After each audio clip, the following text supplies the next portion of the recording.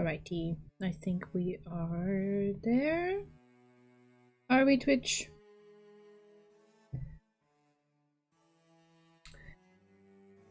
I think so. It's just being very slow. There we are. Alright, let's jump right into it. Hey, Bea. Okay. Music is there. Let's go. That woman has got to be kidding. I tried to snap Usami out of the trance she's been in since the call ended. Hey, Banjo! 昔ユキはお母さんと二人でひっそり暮らしていた時のことを面白おかしく話してくれました。 Hostage version 2, yeah. Here we go. 頼れる親戚もなく北陸の商村にある町工場で住み込みで働いていたそうです。お金がなくて着るものにも困るありさまでしたが、いつでもお母さんが助けてくれました。 Sounds familiar, somehow. ある時、村にダムを誘致するしないで村中が賛成派と反対派に分かれ揉めたことがありました。ユキのお母さんは建設会社に勤めていた経験から工事の必要性を感じ賛成派に回ったそうです。しかし結果的にダムの建設は中止になりました。すると賛成に票を投じていた人たちはどうなったと思います？ Oh, it's a Higurashi reference. Okay. Sorry, I can't recognize those because I'm not familiar. Alright, I get it already. I'm no good with these kinds of stories. I shook my head, not wanting to hear more. I had a similar experience. Family standing is important in a small village. Tokita and her mother were ostracized, right? Ah, both this and Higurashi reference a real event. Oh, got it. Okay. Okay. ええ、ユキたち親子の住む家も Oh my 火事 god! で全焼したそうですよ。 Okay. From having a disagreement to burning someone's house down. That's... wow. Wow. Okay. Oh, come on. That's just way too far out there. いいえ、ユキは放火だと言っていました。 Not that any legal ramifications could have addressed the root of the problem. Still, if what the director said was true, she had it coming to her. Everything was fine until she embezzled money from his company, right? ユキの話では横領の事実はなかったそうです。それについてはとても信憑性のある話を聞きました。 You can't say for certain that she wasn't lying to you, or that she had her facts straight in the first place. それでもユキに非はありません。 It doesn't matter whose fault it was, Asami. Good people have bad luck too. There's no point in holding grudges so long for every little thing. What are we arguing about? Let's just try to stick to the problem at hand. はい。 We closed in on each other and talked in whispers. What do we know? Tokita demanded a car. She plans on taking the director hostage and running away somewhere. Her ultimate objective is likely to kill him. まさしくその通りですね。 Then what's our best course of action? Prepare a car as demanded? ひとまずは I mean, you were just bamboozled by the car preparation scenario. I would tread lightly there. Usami thought silently for a moment. Alright, I'll get on it. It shouldn't take anywhere near an hour. I arranged for the car to get here immediately. Okay. ねえ、ミズハ。 Yuki broke the silence as she twirled her hair in boredom. 結局、京介くんにはあのことは伝えられたの？今、そんなことはどうだっていいじゃない。今が最後のチャンスになるかもしれないっていうのに。What's that mean?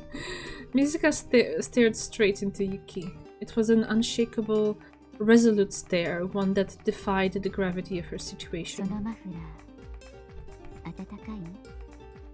Mizuha い nodded. つあげたのか覚えてる？私が風邪をひいた時。嬉しかった？ Mizuha's idle stare transformed into blissful expression. Her eyes narrowed as she reminisced on days gone by. She was weak to old times. Yuki suddenly posed a question to her sister, snapping her out of her どうし trance. て頼りの一つもくれなかったの？それはだからどこに住んでるのかも知らなかったから。探してくれてもよかったじゃない？ごめんなさい。私の母さんが肺炎で倒れた時、マフラーのことを思い出したわ。What are we gonna make out of this? Like, please don't tell me you're gonna be like, because I left the scarf with you, I couldn't give it to my mom when she had pneumonia? I hope not. Mizuha interrupted her with a sob. 私にあげなければよかった。Yeah, oh lord. Yuki sneered at Mizuha as tears filled her eyes. だってあなたは私を探さないで父親のもとでぬくぬくしていたんでしょ？そんなつもりは。今回だってそうじゃない。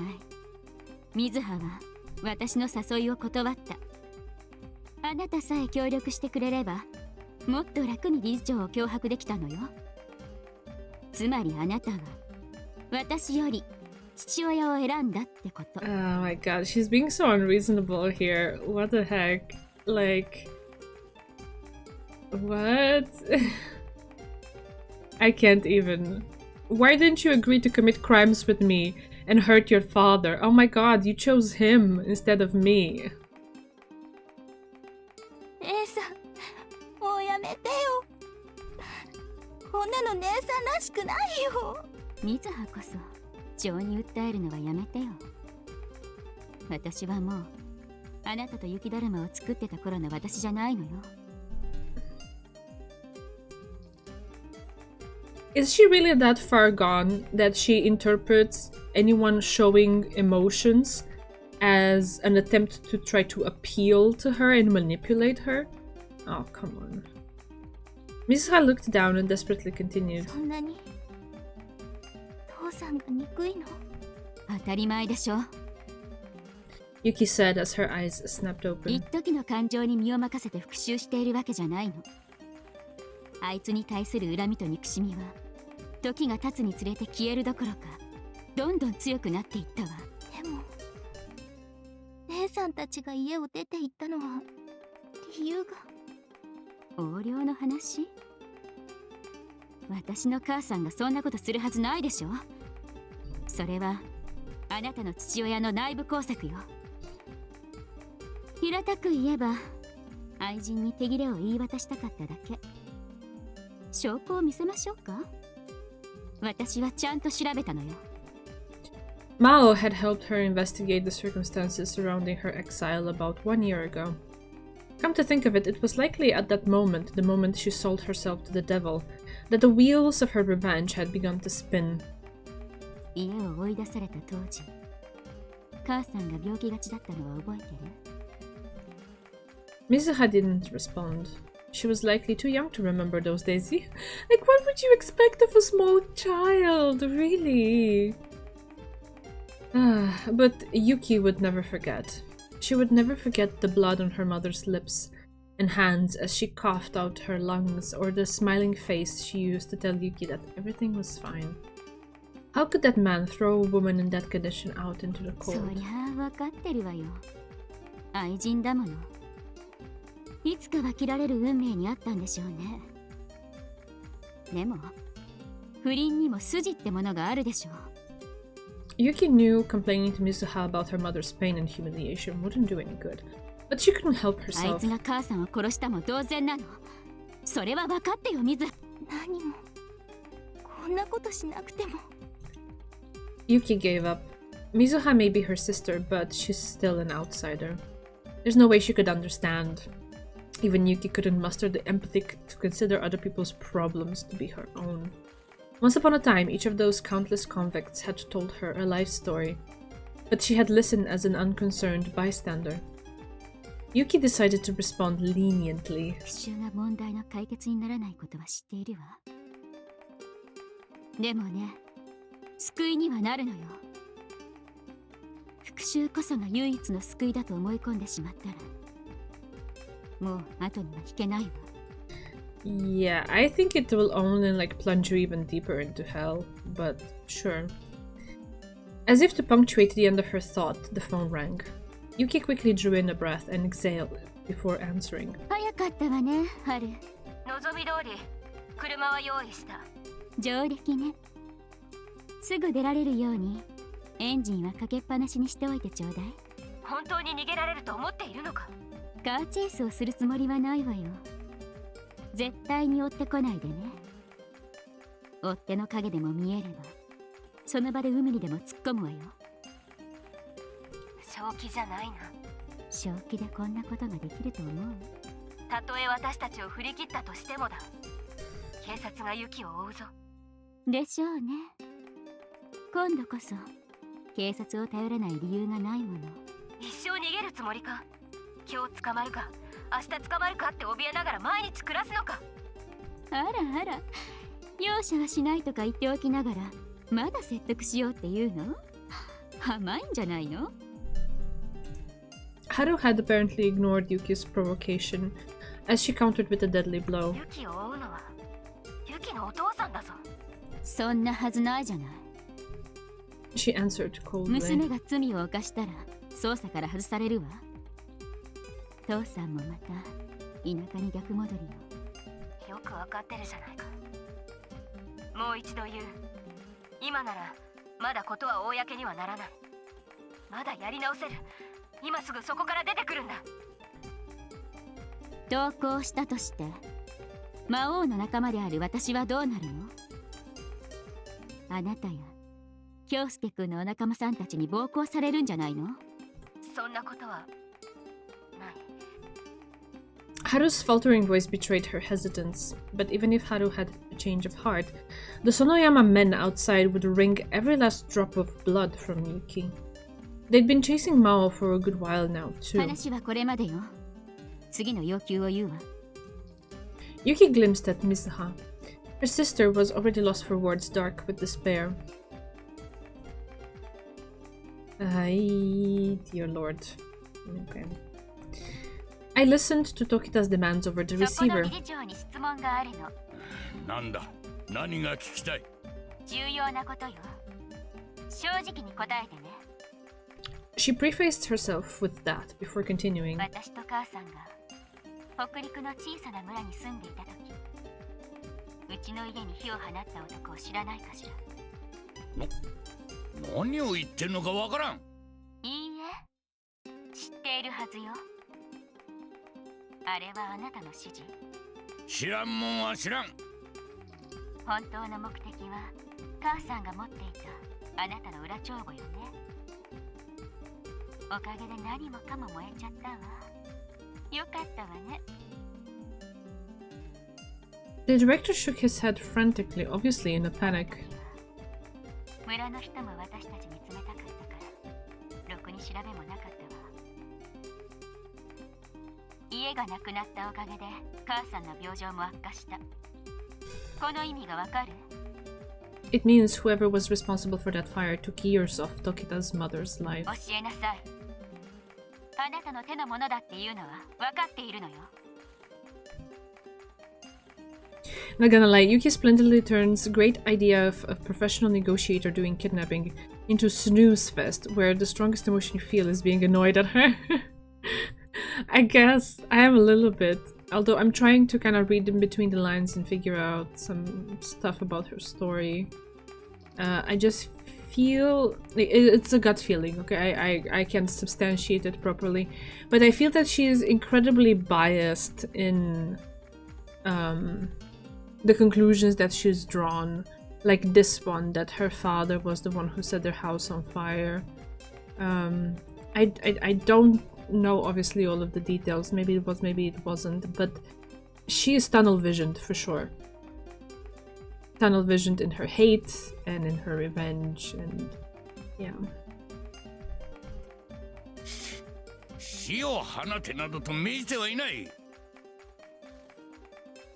It was someone you hired, okay? I didn't tell him to set any fires. 盗みに入れって命じたんでしょ。でも見つからなくてめんどくさいから火をつけた。こんなところかしら。違う。あれはお前たちを心配して。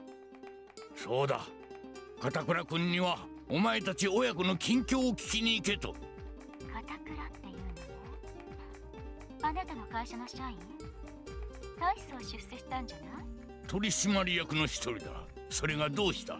決まってるじゃない。片倉もここに呼びなさい。共犯の中なんだから。バカを言うな。放火の証拠なんてないだろう。それに今何時だと思っているんだ。無関係な人間を巻き込むな。無関係かどうかは私が決めるの。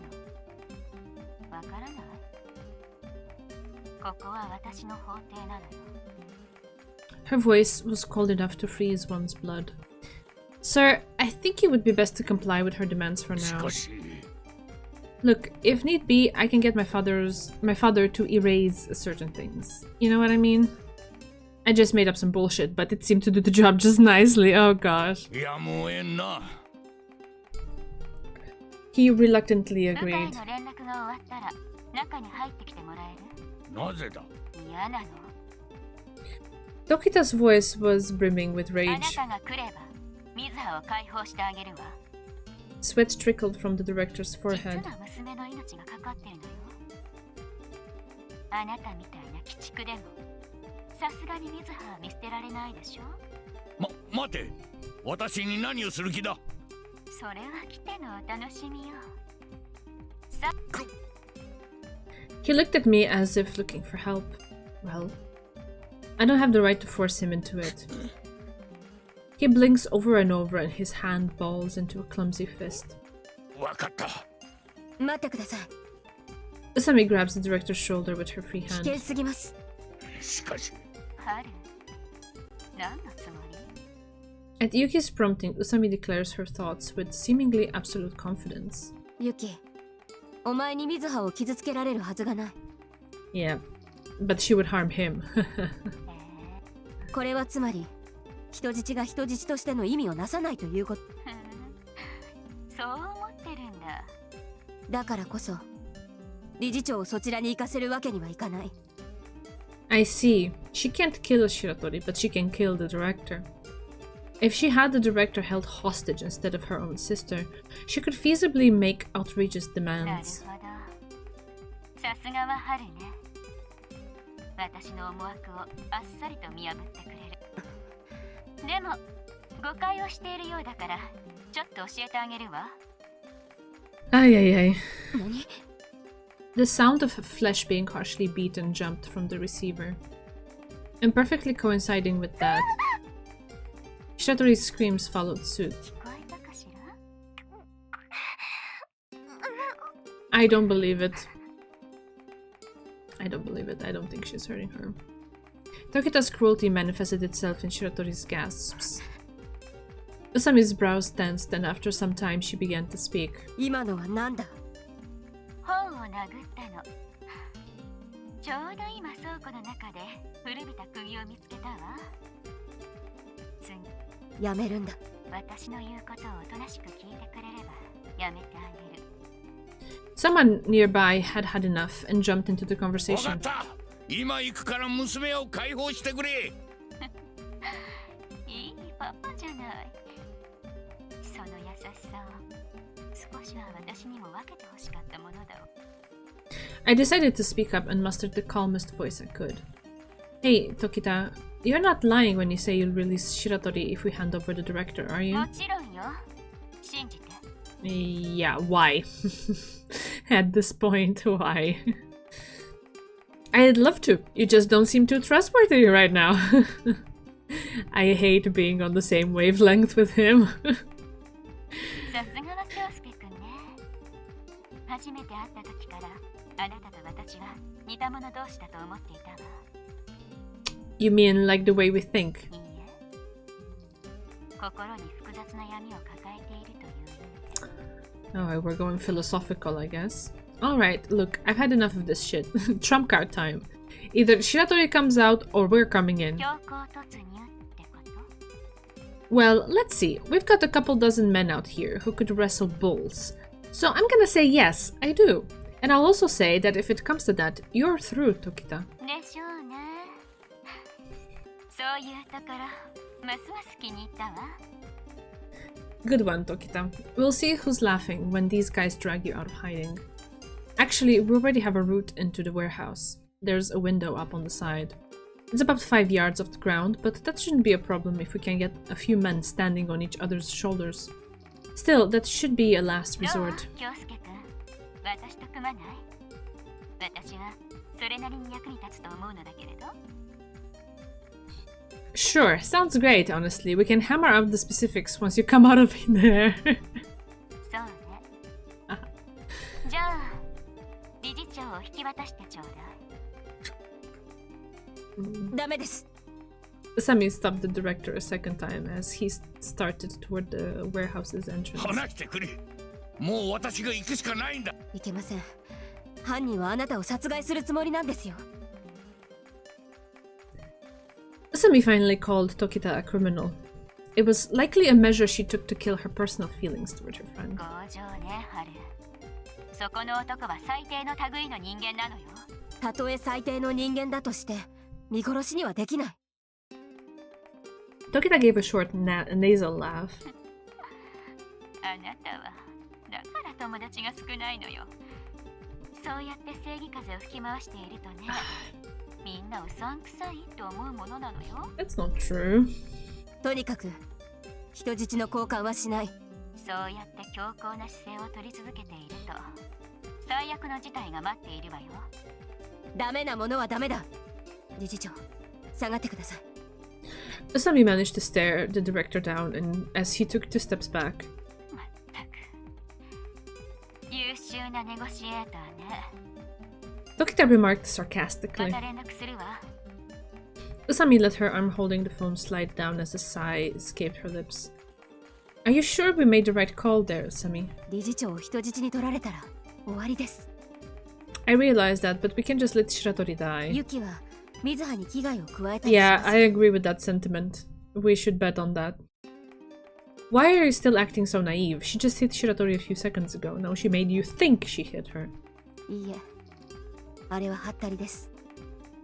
How can you say that? We heard the whole thing, didn't we? よく考えてください。もしユキが本当に水葉の頬を平手でぶったのであれば、バチンという音と同時に水葉の悲鳴が上がるはずがありません。She's right. If Shiratori really had been smacked, she'd have gone speechless from the shock. おそらく水葉の目の前で自分の両手を叩いただけでしょう。猫だましみたいなものです。 Which would mean... 犯人にはまだ良心が残っているということです。 Still, huh? 今のはユキのミスです。そんなハッタリをしてこなければ我々も二の足を踏むものを。 But as it played out, she practically told us she won't be hurting Shiratori anytime soon. 先ほども言ったように、これはつまり人質が人質として機能していないということで。 Which means we've got the edge. Usami nodded as she stared at the warehouse's wall. あそこに窓がありますね。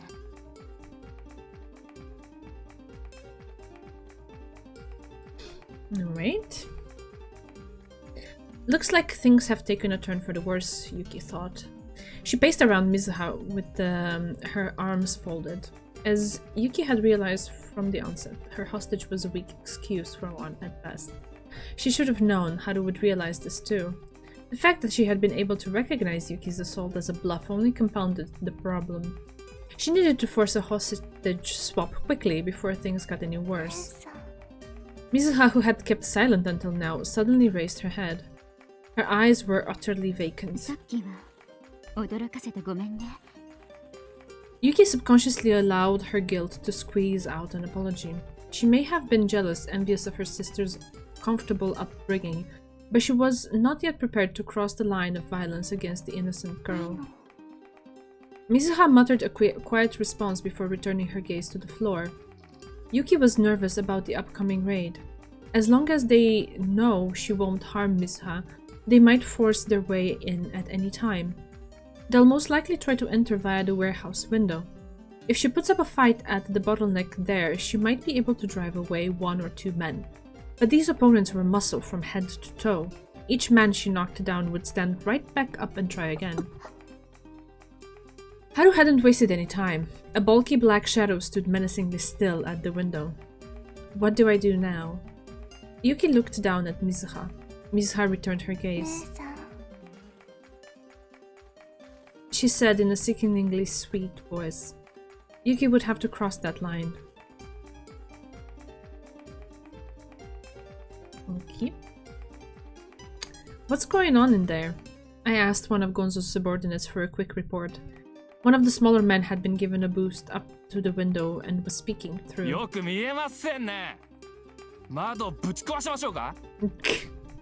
I casually looked over to Usami. Of course. Oh, I never told you. Sorry. This warehouse is managed by the Asahi Corporation. I don't believe that necessarily. I think he's just saying that to make her like feel good. Like when they went to investigate the well, whatever it was, like dilapidated old building or whatever. And he told her he got permission to do that. He did not.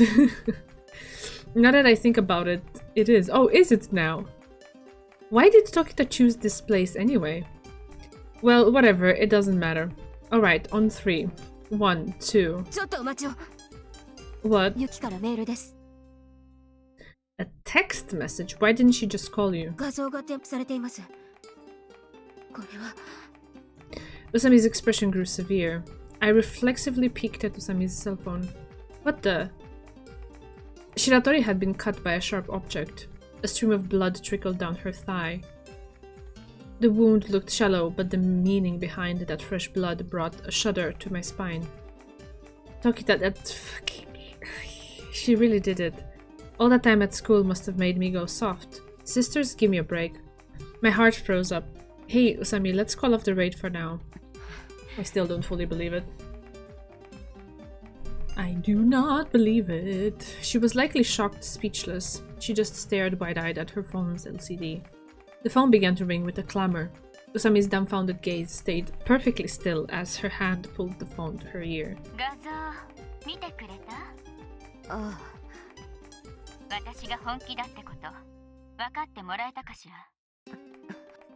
Usami didn't answer, so I spoke up in her place. People will do anything when they're cornered, huh?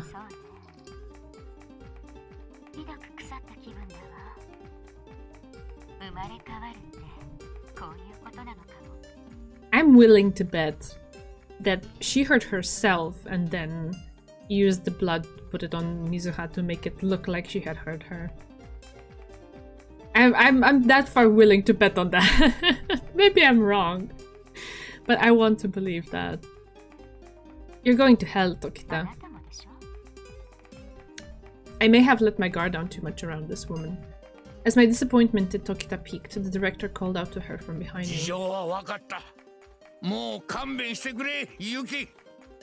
Tokita's cruelty to the director wasn't abated in the least by his submissive behavior. She had no mercy even for a man who'd gone pale at seeing his daughter's bloodshed.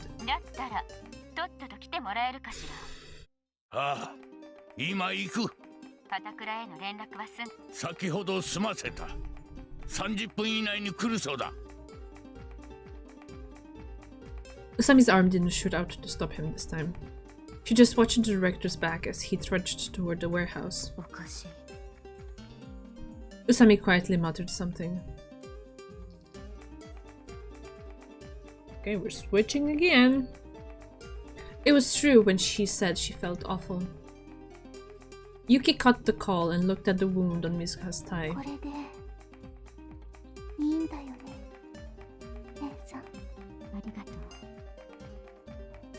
Yuki struggled to say. A few moments earlier, the very moment that Yuki had seen the shadow at the window, Mizuha suddenly moaned. Look, Nesan. Yuki's eyes shut open. Mizuha had stood up by herself despite her hands being bound, and had edged over to one of the many steel containers in the warehouse. Oh, so she did it herself. Yuki nearly screamed out in an attempt to stop her, but it was too late. Okay. Still, the essence of it holds. Yuki did not hurt her. Okay. Moving on. Mizuha raised her thigh to the sharp corner of the container and dropped herself onto it. The sharp steel corner mercilessly tore at her bare leg. Oh god. Oh, bless your heart. Without even crying out in pain, Mizuha turned to address her sister. Will you trust me already?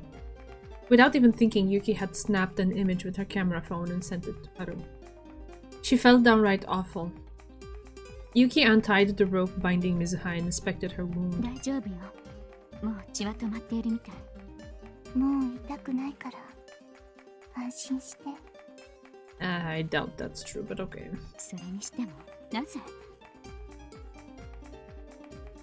Mizuha shook her head. 姉さんに味方するって決め。嘘をつかないで。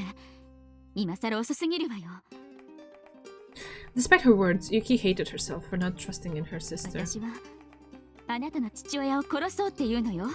それに加担するっていうの？ Mizuha nodded as if she had given up on everything. 納得がいかないわ。だって姉さんのすることだから。私姉さんのこと好きだから。気持ち悪いこと言わないでよ。考えたの。さっきからずっと。何を？今まで。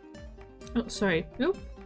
That was, 姉さんが来るまで sorry. 友達らしい友達もいなかったの。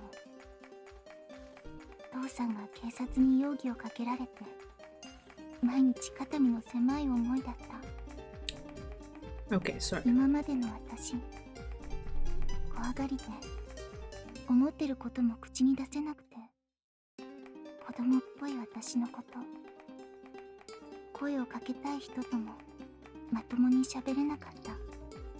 Right. Then Mizuha paused for a second and stared at Yuki, and then this line. 姉さんが来るまで友達らしい友達もいなかったの。父さんが警察に容疑をかけられて毎日肩身の狭い思いだった。姉さんが来て変わったわ。ここ数日は本当に楽しかったから。 Ay, bless her heart. クラシックの鑑賞会楽しかった。そう。あの後浅井くんとご飯食べてたんだよ。彼 A 型だって。全部姉さんのおかげだよ。昔から姉さんといるといつでも楽しかった。Gotta love it. The dinner was so good. He told me his blood type. That must mean a lot. Mizuha's direct, straightforward gaze became painful to Yuki. 雪だるまの名前覚えてる？ Yukitaro, was it? Or they changed it to something? 雪太郎でしょ？ Yeah. くだらない。 You just don't just tell anyone your blood type in Japan. Yeah, it's it's very Japanese. Just like, you know, somewhere near calling people by their first name. Or they can curse you. Yeah, you get very vulnerable if you if you relay that information onto other people. Okay. Mizuha laughed feebly. また一緒に作りたいなって思ったら決心がついたの。私姉さんと一緒に地獄に落ちるよ。 Yuki's chest threatened to rip apart. Such was the pain. She desperately looked over Mizuha's whole body. Eyes, hands, feet, mouth. Not a part of her little sister told her she was いい lying. のね、水は。 Yuki prudently scrutinized her again. 父さんは世間で知られている以上に悪いことをたくさんしているの。姉さんたちだけじゃない。いつもうまいことやって切り抜けてきたみたいだけど、そろそろ報いを受けるべきなのよ。 Yuki could hear the infantile naivete in Mizuha's words. She was in an emotional tizzy due to the extreme situation. Saying one is willing to engage in cold, premeditated murder based on a temporary emotion immediately raises a red flag. Most likely, Mizuha is actually hoping for a situation where both the director and Yuki could be saved. It's impossible for her to hide her soft heart from Yuki's senses. でもどうしてだろうね。 Mizuha started with a touch of loneliness. 私たちは違う？全然違うじゃない。見た目も雰囲気も話す言葉一つとっても違うわ。そんなもの育った環境が違うからに決まってるじゃない。そうだよね。そして姉さんはそれを恨んでるんだね。 Yuki realized Mizuha's tone had been growing more そん firm. な痛かったの？なぜ？なんとなく姉妹だから。血は半分しかつながってないのよ。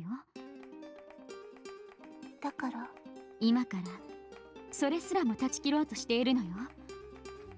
二人の唯一の共通点である父親を殺すのだから。唯一。あなたが言ったことじゃない。私たちはまるで似ていないわ。私はおしゃべりが好き。あなたは寡黙。私は現実的で、水葉は夢見がち。何か似ているところがある？ One mustn't forget to mention that Yuki is an illegitimate child while Mizuha was born to a proper family. There was a distinct gap there. 私人前だと姉さんの真似をして気ぐらいが高そうに振る舞っていたの。 Yuki laughed involuntarily. バカね。自分を偽ったってすぐにわかるわよ。うん、バカだった。今度からしない？今度があると思うの？親を殺しておいて未来があるとでも？ Yuki reprimanded Mizuha harshly with her tone, and her sister fell silent. Mizuha's fingers twitched faintly. She was getting cold feet. Yuki sighed and looked at her knees for a moment. As she suspected, this girl wouldn't be able to commit a crime, and Yuki would never be able to hurt her, the innocent child that she is. もういいわ。私を助けようだなんて軽々しく言わないで。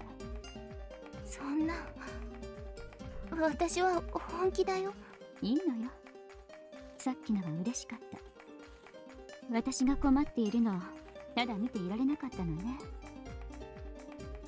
本気だってば姉さんの力になりたいんだって。無理しなくていいの。私に嘘は通じないって。 At that moment, a loud rapping echo resounded from the warehouse door. おい、ユキ、ここを開けろ。 It was followed shortly by the voice of her mother's murderer. Director Shiratori shouted at the wall of the warehouse. He intends to become a hostage of his own volition. Are you sure you want to do this, sir? Ah, wait. There we go. There I am. I talked briefly with him as I waited beside him. You might just be killed on the spot. じゃあどうしろというのかね。娘を傷物にされて黙っていろとでも？ You're a good father. Now that I've had a moment to look at him, I've realized he actually looks quite villainous. His sly, vulpine face was hideously warped. He's almost as tall as Gonzo, and no wonder being Tokita's father, but at the moment he looked withered and small. Tokita's voice came to us via Usami's cell phone. 今から扉を開けるわ。言っておくけど、下手な真似をしたら水葉の命はないわよ。聞いてるの、ハル。もうやめよう、ユキ。何を言い出すの？これからがいいところじゃない。終わりにしようと言っているんだ。何それ？出てくるんだ。話にならないわ。京介くん、聞こえてるんでしょ？ Yeah? 今、私は水葉の首に釘を突きつけている。Yeah, sure. Yeah, if you open the door and we come charging in, you'll do her in. じゃあ準備はいい？ I looked at the director. He nodded from in front of the door. 開けるわよ。ちょっと待ってユキ。 Usami butted in once again. 少し時間が欲しい。もうちょっと待ってくれないか。どうして？頼む。自分の立場を考えてよね。あなたの頼みを聞く理由がないわ。とにかく理事長はそちらには渡さない。 Usami hung up on Dokita and stood in front of the warehouse door. おい君 Move, Usami. I don't really care what happens anymore. I'm not Tokita or Shiratori's friend, and I'm definitely not a cop. Why do I have to go out on a limb for this? And why in the hell did I end up calling in Sonoyama Man? 待ってください。まだユキが水葉を傷つけたという確証がないんです。 Hey, you saw the picture, didn't you? Why was Shiratori bleeding if Tokita didn't cut her? わかりませんが、水葉がユキに協力したという可能性があります。 I realized that, but who on earth would go so far as to cut themselves? ありえない話ではないです。 People like that only exist in fiction. You're grasping at straws so that you can keep trusting Tokita for some bizarre reason. 私が寒いのはこの際どうでもいいです。とにかくもう少し様子を見たいんです。 You heard her, sir. What do you think? 宇佐美君と言ったね。君はユキの友人だそうだが、一体何者なんだい？私が何者であるかもこの際どうでもいいです。とにかく理事長、あなたが中に入ったら我々はおしまいです。 Usami's cell phone rings again. However, she showed no desire to answer it. Without Tokita's orders, the director wouldn't be able to enter the warehouse. Oh, for Christ's sake, just do whatever the hell you want. I jerked my chin at the director. It's not like waiting around for this Katakura guy will hurt ユ anything. キは今すぐ私が中に入ってくることを望んでいるんだぞ。 I shrugged and waved him away. Oh, come on, she's not going to kill her if you don't go in there right this instant. That would be utterly stupid. Even if she tried, worst case scenario, we break the window and rush in. It's not my problem that Shiratori's life is in danger. Still, Usami, はい。 you may have pissed off our culprit, but am I right in assuming that it's a part of some strategy? And now I'm getting the silent treatment. Now back to this. What in God's name is she doing? Tokita Yuki called Haru twice, but neither call was answered. どうしたんだろうね。 Mizuha's fear got the best of her, and she decided to ask directly. 何があっても理事長を引き渡さないつもりね。まったく馬鹿げてるわ。犯人からの入電を無視するなんて。私が異常者だったらとっくに人質は殺されてるわよ。Yeah, but you're not. 姉さんは異常者じゃないよ。 Yeah. そう思ってるつもりだけどね。だって私のことは大事に思ってくれているもの。のりこ先生にも悪いと思ってるんでしょ。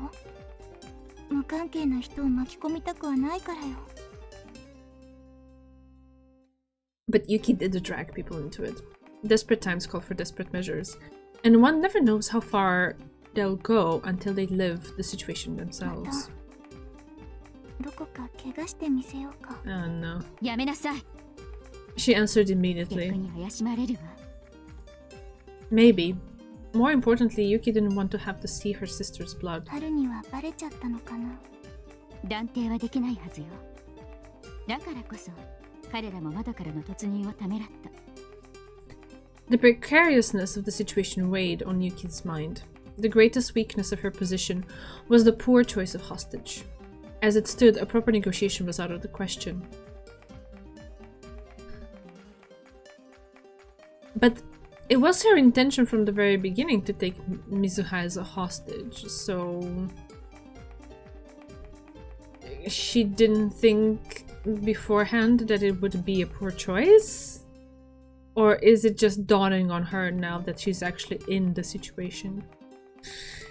Anyway, nevertheless, Haru should be out of options, for now at least. もう一度電話してみたら。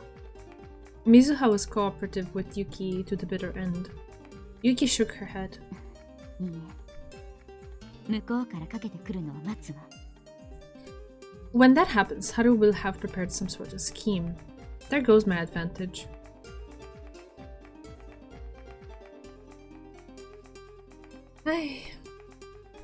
The stalemate continued for 30 minutes.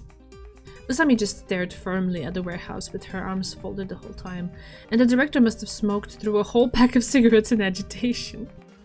Eventually, an unfamiliar luxury car pulled over, its engine roaring loudly.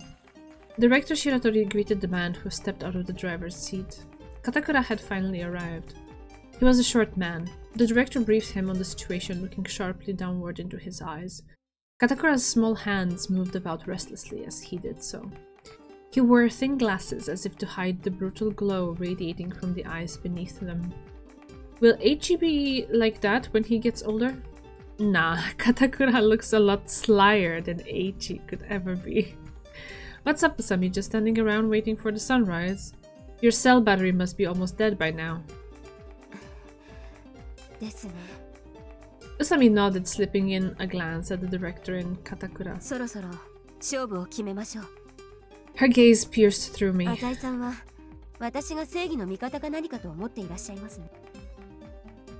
Sure, though to be honest, I wish you'd stop waving that annoying justice around all the time.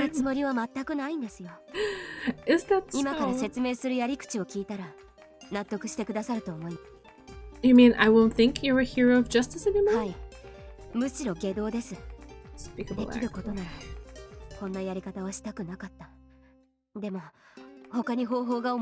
What is she gonna do? Man, talk about the hook. You've got me interested now.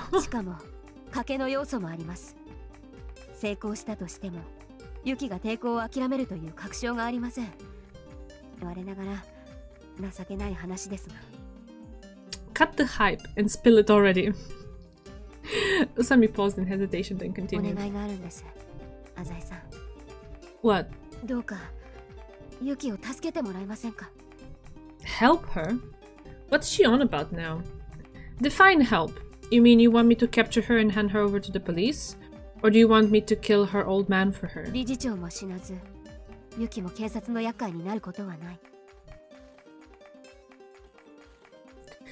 So, a fairy tale happy ending.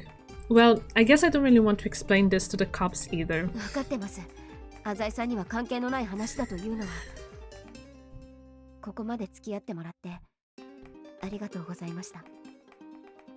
What am I supposed to do now?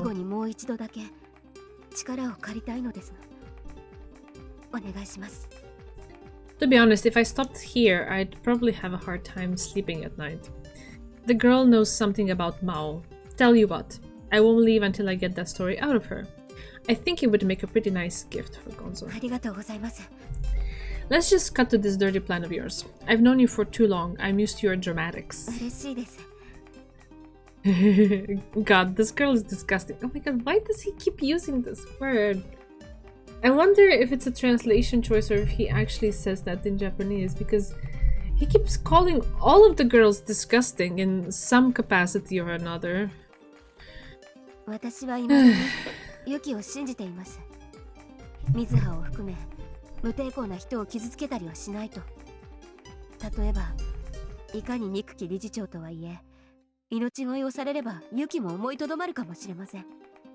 You do? そこで考えました。これは何とも危険な作戦です。しかも作戦を立てた私は安全という卑劣な。Usami raised a finger and continued. Wow, her ploy really was a monstrously risky gamble. They're not gonna tell us, they're gonna show us, okay? Okay, let's see what that is. At long last, the phone rang. It was Haru. Yuki, bracing herself against whatever trap Haru had set for her, answered the call. 待ちくたびれちゃったわよ。ごめん。気持ちの整理がつかなくて。言い訳はいいから。とっとと理事長を中に入れてもらえる？それは。The director's voice butted in. わかった。ここを開けろ。いいのね。ある？ああ。やむを得ないという話。Sounds like an act. Still, Yuki had to wait and see how things proceeded. 結構だわ。じゃあ入ってきてちょうだい。今から扉を開けるわ。Yuki ended the call and walked to the warehouse's 姉 entrance. さん、私はどうすれば。あなたはもう必要ないわ。理事長が入ってきたら解放してあげる。Mizuha shook her head obstinately. 姉さんの力になりたいよ。なぜ？だって今まで姉さんに何もしてあげられなかったから。姉さんに助けられるばっかりじゃ悪いよ。Yuki objectively found that comment rather foolish. But nevertheless, it warmed her heart somehow. とにかく私はここを動かないから。 Yuki turned again and went for the door, ignoring Mizuha as she stubbornly plopped herself on the ground. Immediately thereafter, I heard the sound of a latch being unlocked. The door slid open horizontally and moonlight poured into the warehouse. Dokita peeked out, letting only her face show, and gestured the director to come in. It would probably be dangerous to just jump in and rush Dokita. She might be holding the nail to Shiratori's throat behind the door, out of sight. The director walked in with fear written all over his face. Oh, I keep forgetting to switch. They keep flip-flopping all the time. Sorry about that. じゃあね。また連絡するわ。Dokita all but laughed as she quickly shut the door. In the end, this really was our only choice. Usami silently watched over the situation's development. Go again. What was Haru's objective? Yuki carefully invited the director into the warehouse. 父さん助けて。私死にたくない。 A voice called out from a spot on the floor behind Yuki. Mizuha was still managing to act her role. She sat on the ground with her arms behind her back, pretending to be tied up. After seeing that scene, the director gave up all thoughts of 両 resistance. 手を上げてちょうだい。下手な真似したらわかるでしょ。姉さんの言うことを聞いて。 The director seemed to have given up completely as he raised his arms in surrender. His worn, middle-aged hands were oozing with 片 sweat. 倉は来た。ああ、つい先ほど。じゃあ、後で呼ぶわ。Yuki picked up a nearby crowbar. さて、何か言い残すことがあれば聞くわよ。すまなかった。マサミには悪いことをしたと思っている。Yuki's mother's sacred name came out of that man's filthy lips. It sounded to her ears as if he'd soiled it. あらあら。ずいぶん態度が小さくなったわね。前にも謝ってくれたけど、その時はふんぞり返ってなかった？葬儀にも出られなかったのは私も悔やんでいたんだ。お仕事が大変だったのね。ああ、忙しくて。お線香の一つもあげに来れないほど忙しかったのね。Yuki mocked as her hatred erupted. 賄賂を受け取っている時間はあったのに。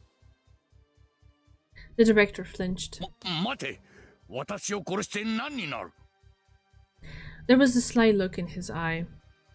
Hey, Kaneti!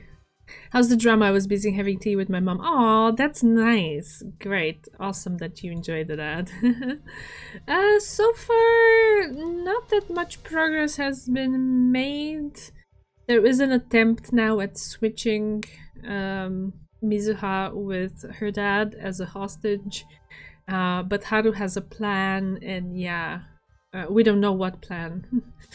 Yeah, we're just like left here to guess or like to just watch it all unfold. Pretty much. There was a sly look in his eye. こうは考えられないか、ユキ。私は確かに人格者ではない。そんな人間のために人生を棒に振ってどうするんだ。そうね。それは何度も考えたわ。あなたを殺そうと思うたびに、そういう考えが袖を引いたの。あなたは私の母さんを殺しておいて罪に問われないのに、なぜ私だけ刑務所に入らなければならないのか。そうだろう。落ち着いて、もう一度考えるんだ。The relieved look on his face tingled Yuki's sadistic heart. だから、あなたを殺した後は、日本から脱出するつもりなの。 Her discussions with the Mao's acquaintances had revealed an escape route to her.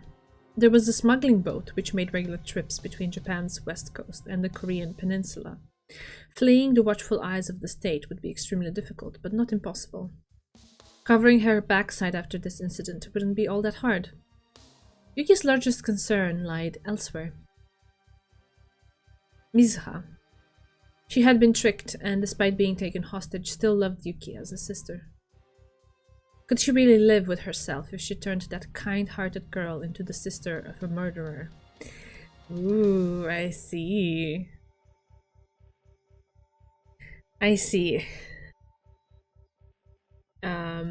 My thoughts were like, okay, you can escape, but can you live with yourself afterwards? And she is a little bit further than that. Would she be able to live with herself knowing the damage she inflicted onto her sister? Nice, I guess. Society was plenty cold enough to the Shiratori household without a case of patricide. Yuki wouldn't be the only one here throwing her life away. Yuki! That pleading insect could never induce hesitation in Yuki.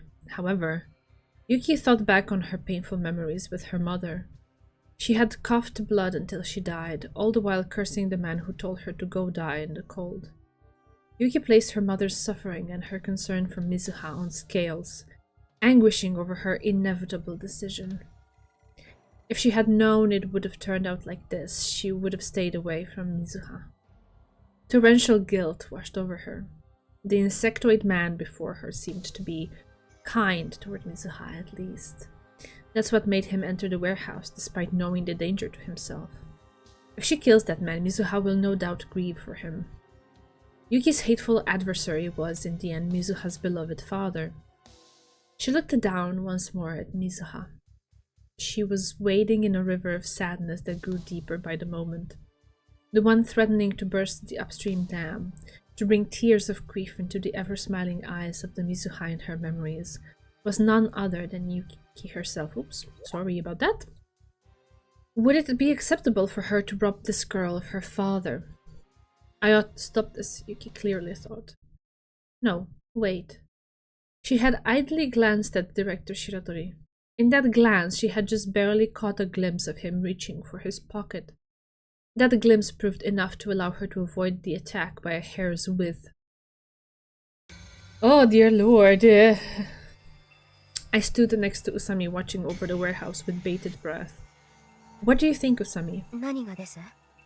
About what's going on in here, in there? Aren't you worried things might go sour?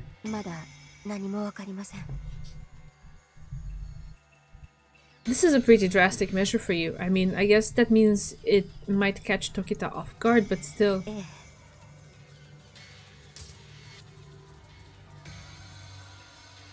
Sparks flew before her eyes. There was a static pop like the sound of a discharging bug zapper as it kills a nearby moth. The director's hand closed in on her again. Okay. A black object, most likely some sort of taser. I was about to say, is the taser? Shot out at Yuki's face. At her face? You don't use a taser in someone's face! She leaped to the side in a frantic second dodge. The rumbling roar of electricity rolled past her as she reoriented herself in the battle. Yuki hurled the crowbar she still gripped at her assailant as she put some distance between herself and the surprise attack.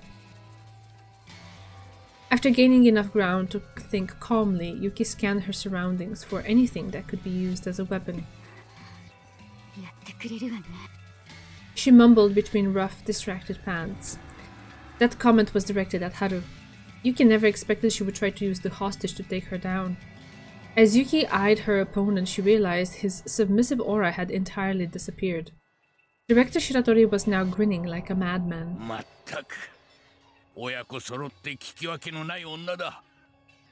He drew one step nearer.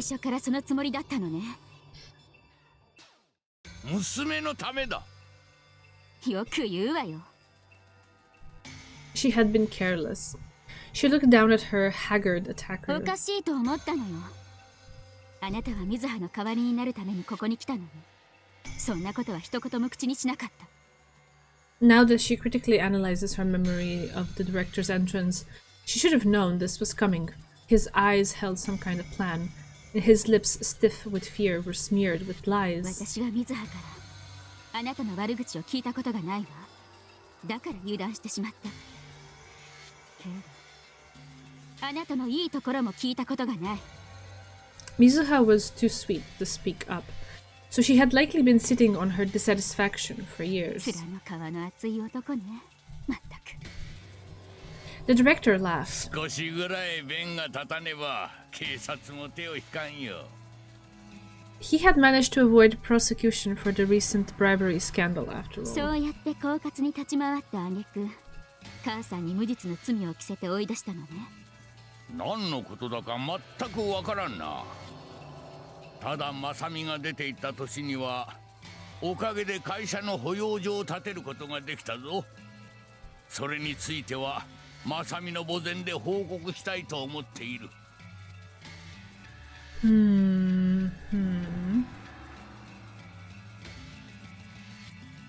保養所という名の別荘でしょ。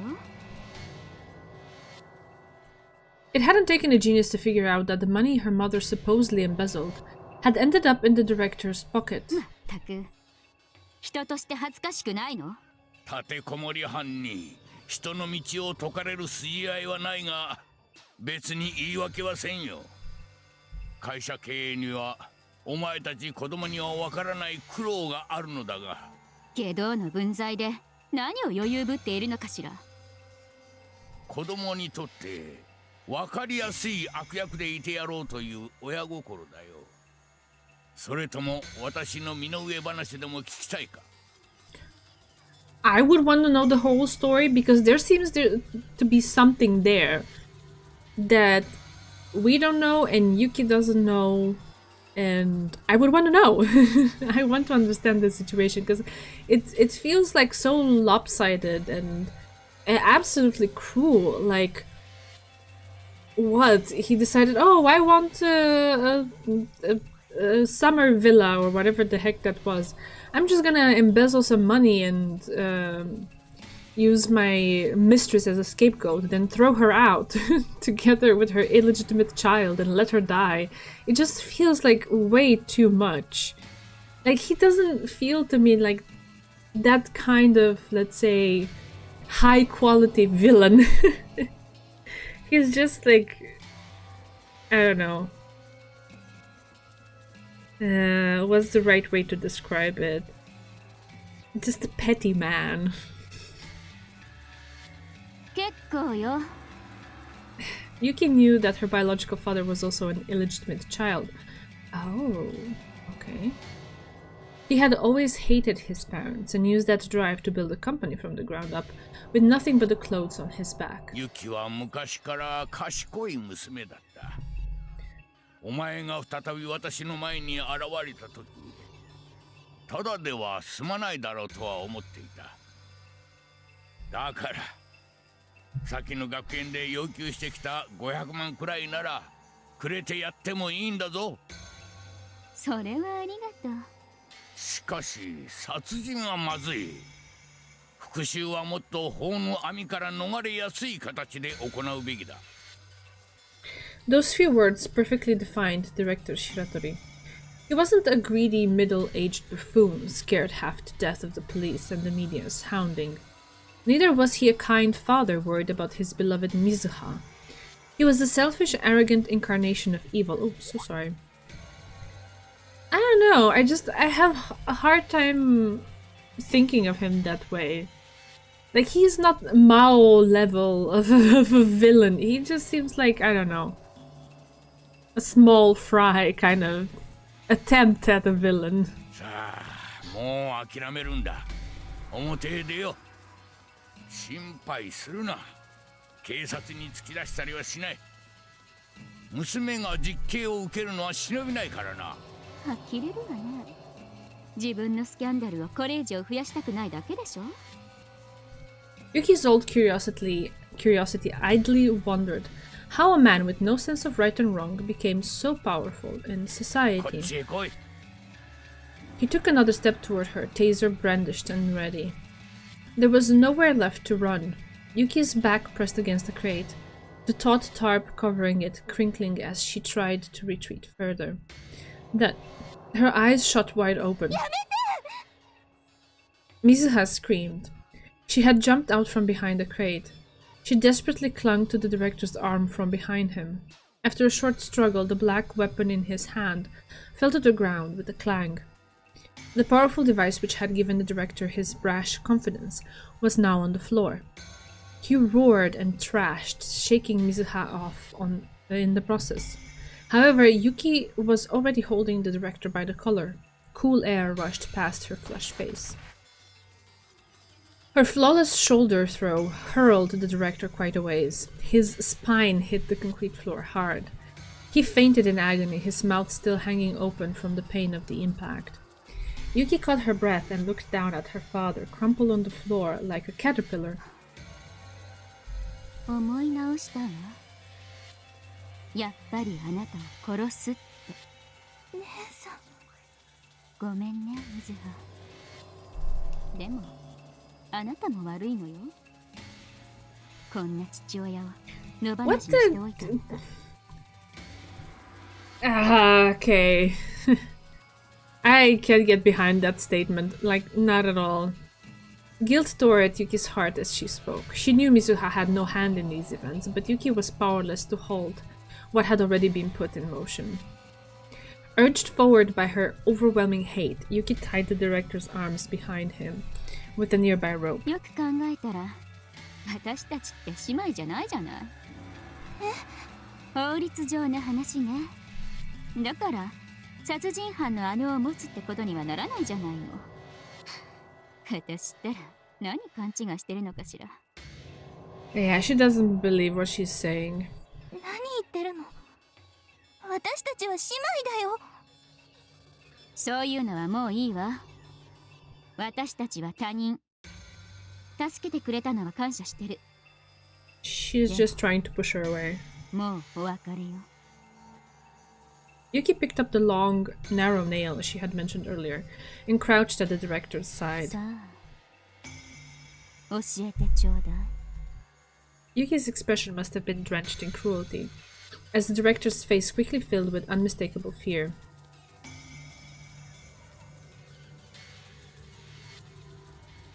Yeah, that's what she was saying earlier, that like, or not saying, I think it was in her thoughts that we were observing. And now she's saying these things kind of like, I don't know if it's necessary to distance herself from it, but definitely to push Mizuha away. Yeah. Okay. あなたは片倉に命じて家に火を放ったのよね。Yuki's rage dragged her mind back to the night her house burst into flames. The floor and walls licked at the young Yuki with a blazing red heat. Her mother fought against time and an unconquerable illness to stand up, lift the half-asleep Yuki, and jump out the window. Yuki cried in her mother's scorched 言いな arms. さい。殺すわよ。She thrust the nail at the director's neck. He promptly confessed through frantic breaths. そうだ。私の指図だ。当時金に困っていた片倉君に話を持ちかけたんだ。しかし放火までしろとは言っていない。本当だ。For some reason I believe that it wasn't intended to set fire to the house. The devil in Yuki's heart gorged on her wrath. じゃあなんで火がついたんだ。やめろ。本当だ。 He said, his tears and saliva splattering across the room. Where is Katakura, by the way? Because he came along too, but the director came in alone. So, is there like a second part to this plan where he is involved? I don't know. 片倉君が勝手にやった。信じてくれ。うるさい。 Words could no longer reach Yuki. nor could her consideration of Mizuha or her guilt toward Haru. Even her gratitude to and love of her foster father blew away into the storm of rage within her. That fierce wind took everything from Yuki, until all that remained was an empty shell, one waiting for the awakened demon within her to fill the vacancy of her fast-fleeing soul left behind. Yuki punched the director in the face. Ooh. After shaking his tears and saliva off of her hand, she picked up her phone. There's another person I have to kill. The call was quickly answered. どうしたんだユキ。理事長を引き渡したら水葉を解放してくれる約束じゃなかったのか。What a smartass. After giving the director that dangerous weapon, she has the nerve to act so innocent. Yuki laughed. Haru was a hypocrite after all. ちょっとトラブルがあってね。でももう水葉には用はないから安心して。Despite her voice, which still dripped with the flames of adrenaline, Yuki's mind was cool as ice. 片倉が来てるらしいじゃないの。中に入れてもらえるかしら。あ、そう。嫌なんだ。じゃあ、この人間のクズを殺すわ。Yuki feared she might actually kill him on the spot, unconcerned about the consequences. 落ち着けユキ。わかった。片倉さんも納得してくれている。もう小細工はなしよ、ハル。あまり怒らせないでちょうだい。Okay. Yuki stood at the warehouse entrance once more. 開けるわね。Perhaps Yuki's anger had robbed her of her cool. She realized she was about to open the door without bringing along a hostage as a shield. What if they rush in as soon as I open the door? However, it was a needless worry. The sea breeze flew in. A short man stood not an arm's length away from her. He wore a suit and thin glasses. 片倉に。そうだ。Yuki immediately pulled the man to her chest using her right arm. Her left hand wielded the nail. The moment she pushed the nail against Katakura's neck, a voice rang out against her.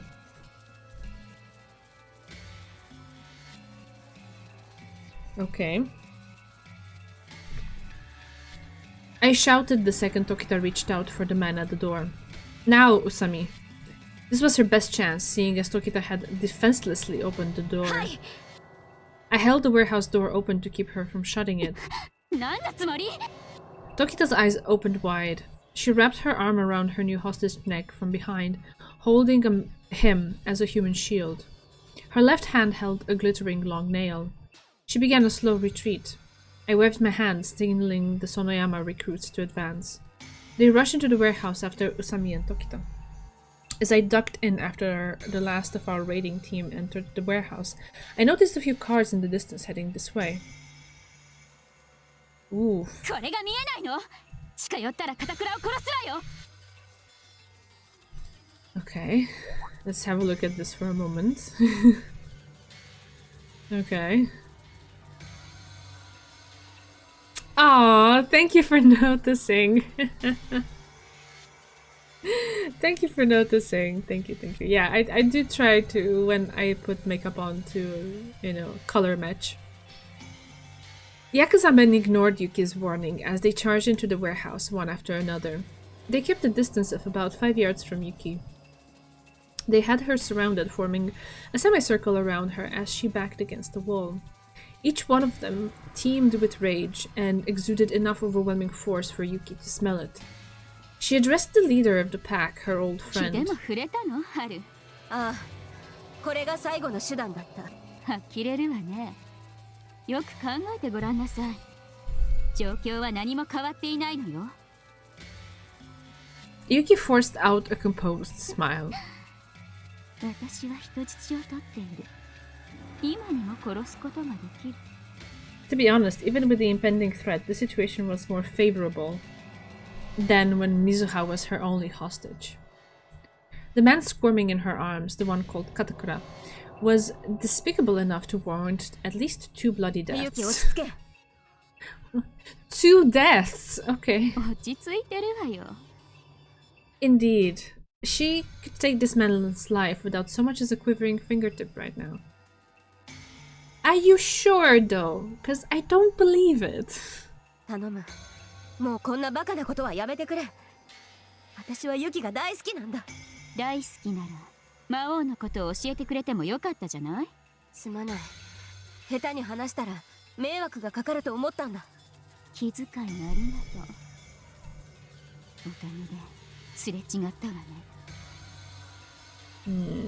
I don't know. I feel like she's a little bit misguided in holding that against Haru.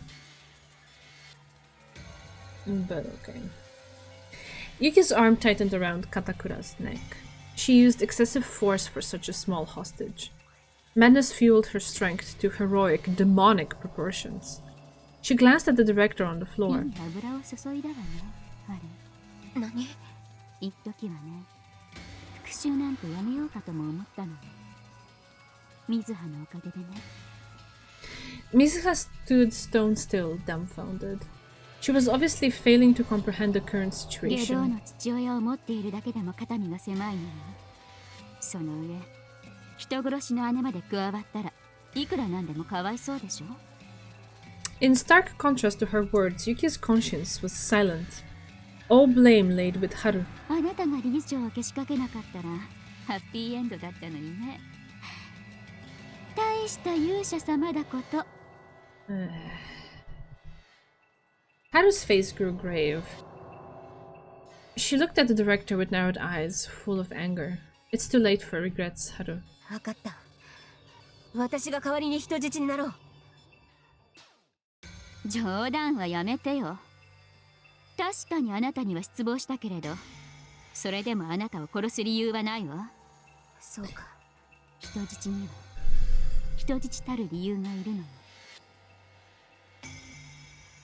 Yuki stated the obvious.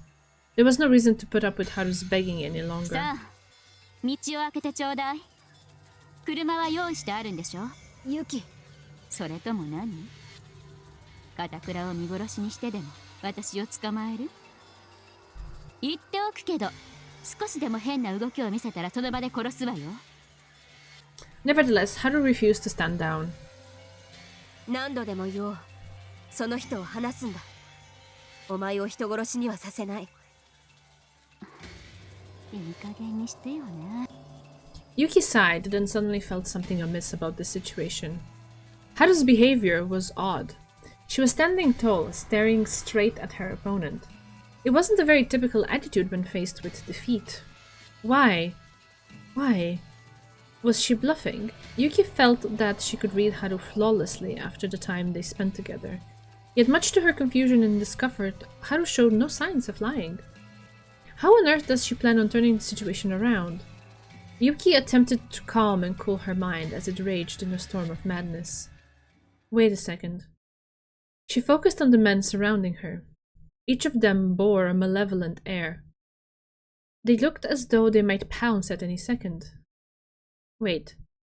What are they waiting for? Yuki, now in a panic, reflexively turned to look at the back of Katakura's head. その人は片倉さんじゃない。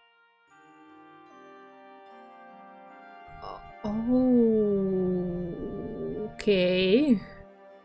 Haru declared. その山組の方だ。浅井さんにお願いして協力してもらった。Yuki had no time to be dumbfounded. Nevertheless, her usually talkative mouth refused to move. Well, she didn't know what Katakura looked like, so they just gave her a guy and told her it was Katakura, but it wasn't actually him. That's why the Yakuza had hesitated. If Katakura's life were on the line, there would be no reason for these men to restrain themselves. They kept back because the hostage was one of their own. 俺にも家族がいるんだ。勘弁してもらえねえかな、嬢ちゃん。Yuki's hostage, the man she thought was Katakura, spoke to her in the thick dialect of the underworld. All Yuki could do was mindlessly stare at Haru. 人質には人質たる理由がいる。そうだろ、ユキ。By the way, Tokita. Oh, wait. Here I am again.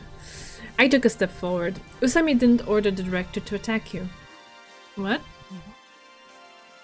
He did it on his own, or what? The director keeps a taser on him at all times. Shiratori told me about it when we had dinner together the day before yesterday. The guy is pretty shady all around, if you ask me. I had interpreted Tokita's sarcasm earlier to mean that the director launched a surprise attack against her. That was an unbelievably stupid move. さあユキ、その人は話すんだ。頭のいいお前ならわかるだろ。その人を殺しても何の意味もないんだ。I like to think they at least got a guy named Katakura. Yeah, sure. It was quite a dirty trick for Usami. Its outcome depended on Tokita's mental state. If we were less than careful or even just unlucky, our stand-in might have been killed. He might be unrelated to Tokita's revenge, but he's still a hostage. As Usami said, there's no guarantee that Tokita will surrender も now. し私が無関係な人を殺すことも厭わなかったらどうするの？ Tokita knew as well as I did that Usami believed in her. ユキにそんな真似はできない。 Yeah, I also believe the same. Usami declared that belief with conviction, and Tokita flinched and looked away in response. このままこの人を人質に逃げ出したらどうするの？ This time I responded, How exactly do you intend to do that? Are you planning on driving out of here? There's no way a piddly little nail could keep one of our men docile, let alone while the person holding it is watching the road. どう考えても分が悪いわね。 I could tell Tokita's grip on the man had loosened a bit. 私の負けよ。疑ってごめんね、ハリー。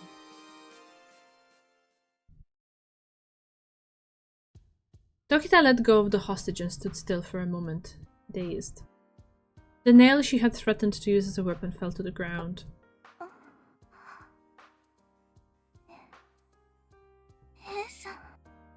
Shiratori squeaked at Tokita's surrender.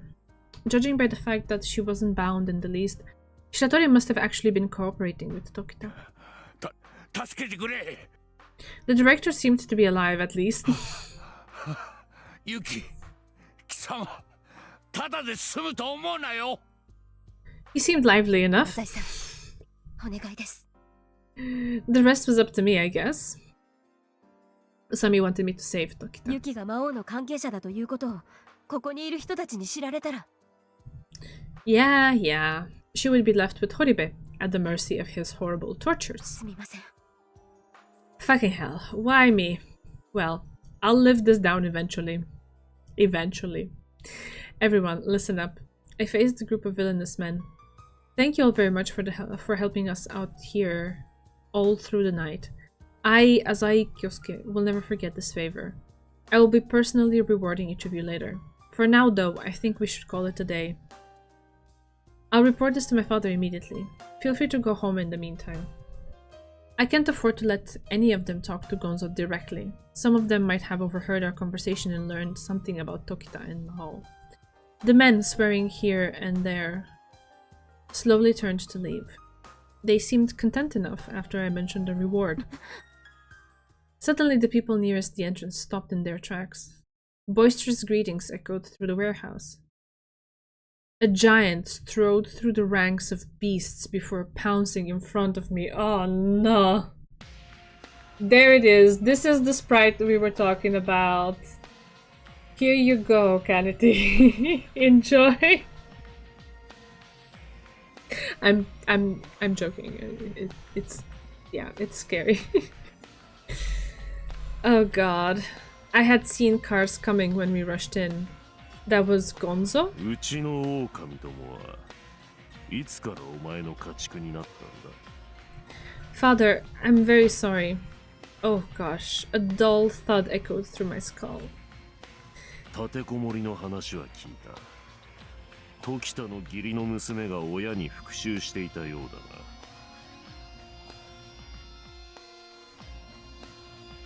He pointed at Tokita with his chin. The director suddenly raised his head. 浅井組長よくおいでくださいましたおかげさまで大変助かりました The director tried to kiss a little ass. 息子さんには感謝しております。どうか今後ともよしなに。 So the director is in cahoots with Gonzo? Is that what I'm supposed to understand from this? Gonzo finally spoke without a hint of 下 expression. 道には下道の報いがある。貴様が原因でうちの若い衆がこき使われたようだな。私ではありません。そこの女が。手当として一人につき500払え。5 million apiece! Oh my god. There were 20 men here at least. That's over 100 million yen total. そんな大金は。黙れ。 The director paled. Father, the situation has been resolved. I have no excuses for my overworking of your men. 何を隠している？ Pardon, sir? 知れ犬が宇佐美もいるではないか。 Did he smell her, I wonder? In any case, Gonzo was quick to suspect the connection between the situation here and Maou. いえ。 Oh, that again. He lifted me up by the shirt. 俺は貴様に魔王を探れと命じた。が、貴様は全く関係のない事件に俺の私兵を投じたというのか。It's only natural for Gonzo to be angry. 魔王は捕まえ次第、八つ咲きにする。魔王の子飼いも生きたまま皮を剥いでやろう。これより3つ数える。その間に真実を述べねば、貴様の連れも皆殺しだ。Companions? Usami, Shiratori, and Tokita? 一つ。Are they really my companions? Would that make them my friends? 二つ。 What am I doing? I should be obeying Gonzo. Suddenly, despite my suffocated, hazy consciousness, a vision flashed before my eyes. I saw Tsubaki protecting her brother. I watched Kanon leave without saying so much as a word. And as my sight returned, I saw Tokita, who refused to lay a hand on Shiratori. I watched her distant lips swing wide open. やめて。 Oi. 京介くんを話して。 She faced Gonzo and me with an utterly blank 貴 expression. 様か。 Gonzo let go of me and walked toward Tokita. その通り。私は魔王を知っているわ。お前が時田の娘だな。ええ。父さんとお知り合いなの？ Gonzo responded to Tokita's question by throwing her a death glare. 魔王はどこだ？わからないわ。知っていることを洗いざらい話せ。ほとんど知らないわ。本当かどうかは俺が決める。Pure malice seemed to swell in Gonzo's eyes. It's all over. Gonzo isn't going to let Tokita off lightly. We didn't know each other for long, but Tokita wasn't half bad, if you ask me. I sort of got along with her. To be honest, I wish she could have stuck around a little longer. I mean, considering the lengths she went to in order to exact her revenge, Tokita must have held at least a small grudge against Shiratori. Why did she refuse to hurt her? If she had used Shiratori as a legitimate hostage, the situation would have gone overwhelmingly in Tokita's favor. So, why? Why is this sensation so alien to me, when everyone around me seems to have something warm in them? Ooh. Sarai. Gonzo commanded his pack to pray, just as I was about to flinch away from the spectacle, as I did every time I bore witness to Gonzo's cruelty. I heard pitiful sobs echo through the warehouse. Character growth? I don't know if we're really there, but like there's like some thoughts, some seeds being spread around. Not sure if they're gonna bear fruit, but yeah. Of all the begging I've heard before, Gonzo, this was the most meaningless, powerless plea. Oi. Oi, this breaks my heart. What a foolish girl, Yuki thought. 姉さんは悪くないんです。 Yuki's heart, already unable to fulfill its revenge, allowed the world to slip away entirely as it fell into despair at this new development. 何も悪くないんです。 Yeah, we can take a moment to look at her. Oi. Mizuha was an idiot. It was no use. Yuki's experience told her this after a mere glance at Asai Gonzo. No matter how much she screams or cries, this giant's heart would remain steadfast. 許して。姉さんにひどいことしないで。 She must not fully comprehend the situation. Mizuha doesn't even know about the connection between Yuki and the Maou. She's merely throwing a tantrum. She's not throwing a tantrum, she's trying to protect you, you dum-dum.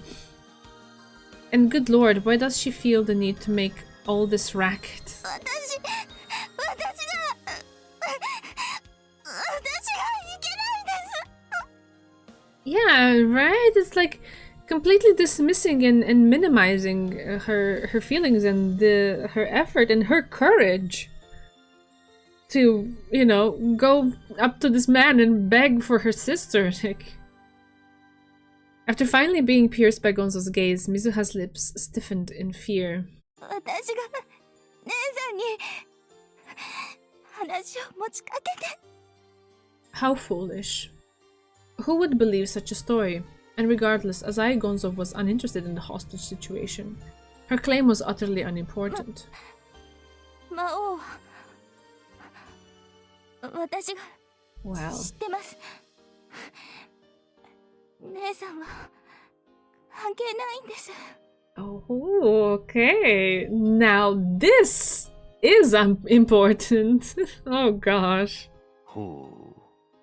Trembling in fear before Gonzo's deep voice, Mizuha awkwardly spun her words だ together. から、姉さん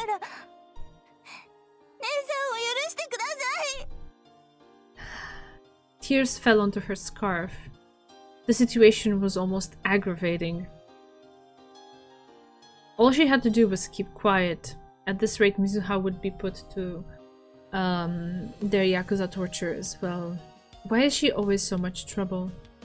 Yuki stared at Mizuha's scarf as she spoke to ま Gonzo. さかその子の話を信じるわけじゃないでしょ。 Gonzo glanced at Yuki. His eyes were chilling enough to freeze Yuki's reason as she tried to read him. Had Mizuha really just lied straight into these eyes? 本当です。 Mizuha cried out again. 話にならないわ、水葉。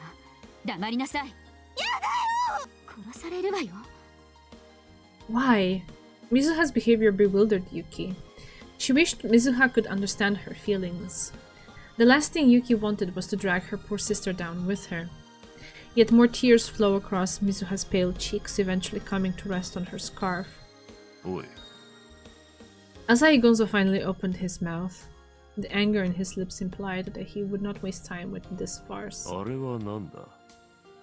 He asked as he pointed at Mizuha. さあ、 All Yuki could do was smile, though her lips twitched in terror. あれはお前の妹か。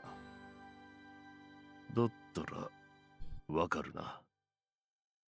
The pack of beasts understood their leader well enough, and drew near to Mizuha. She had to deny it, but what good would denying it do? It was too late now. Mizuha's eyes flooded with tears. Her scream tore through the claustrophobic air of the warehouse, slicing apart the tension in the room. 姉さんは今までずっと大変だったの。もう許してあげて。大変だったんだから。 Okay. Listening to this is like having my heart sliced into pieces. Ay. Mizuha's vocabulary suffered for her desperation. Her plea wasn't convincing in the least. However, despite being too weak to save Yuki, those words did manage to shake her heart. The scarf she had given Mizuha so long ago was now drowning in her endless tears. そうよ。妹よ。 Her voice was faint, damp. よく見てよ。水葉はいつでも姉さんの味方だよって。 And earlier she was all like, why didn't you like look for me? Why didn't you, I don't know, take my side in front of father or whatever? Does this make up for it? Yeah? Huh? Does it? Wait, Gonzo, oh my bad, I didn't know she had it so rough. Here's a candy and a ticket to Disneyland. Dismissed. Yeah, it's not gonna work, but it's not about that. It's...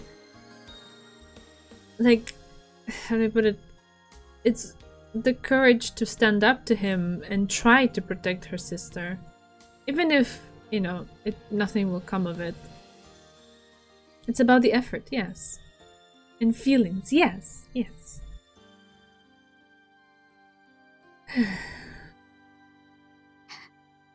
そっくりじゃない？ Yuki pointed at her sister, who looked almost nothing like her. Then she realized what she had just done. What was she saying? What a stupid pair of sisters. She had to deny it. Now think, how can you persuade that stupid sister of yours? Think. Don't involve your sister in this. Hell doesn't need both of us. Speak, damn it. Where are those words you were supposedly so good with? Make use of what you sold your soul to the devil to learn.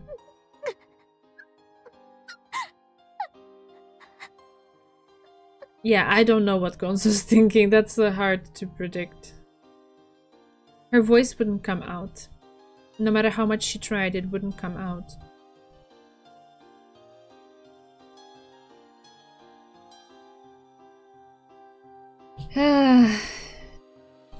Also, he's like not a merciful man. So I'm not sure where this is going. I'm a bit scared for both of them. Gonzo is easy to fool? Really? What I did then must have come as a huge surprise to Azai Gonzo. Okay. Did Kyosuke just grow a pair of balls? That is the question. It even surprised me. Nobody move. I grabbed Gonzo's huge shoulders from behind. My other hand held Tokita's nail.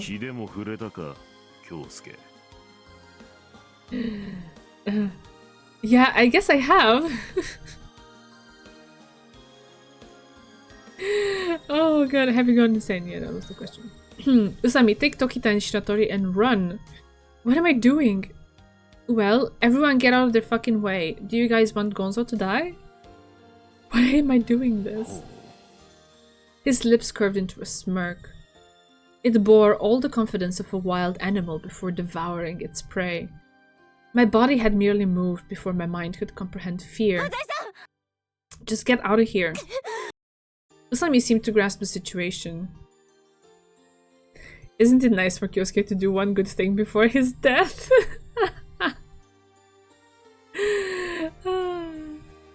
Let's see.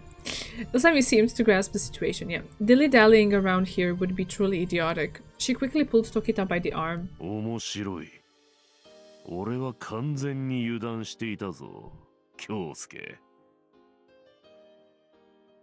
He is definitely 1,000 times stronger physically than our MC. Yeah, that's what I'm thinking. That, like, I don't know if he can really, like, immobilize him by sheer physical prowess.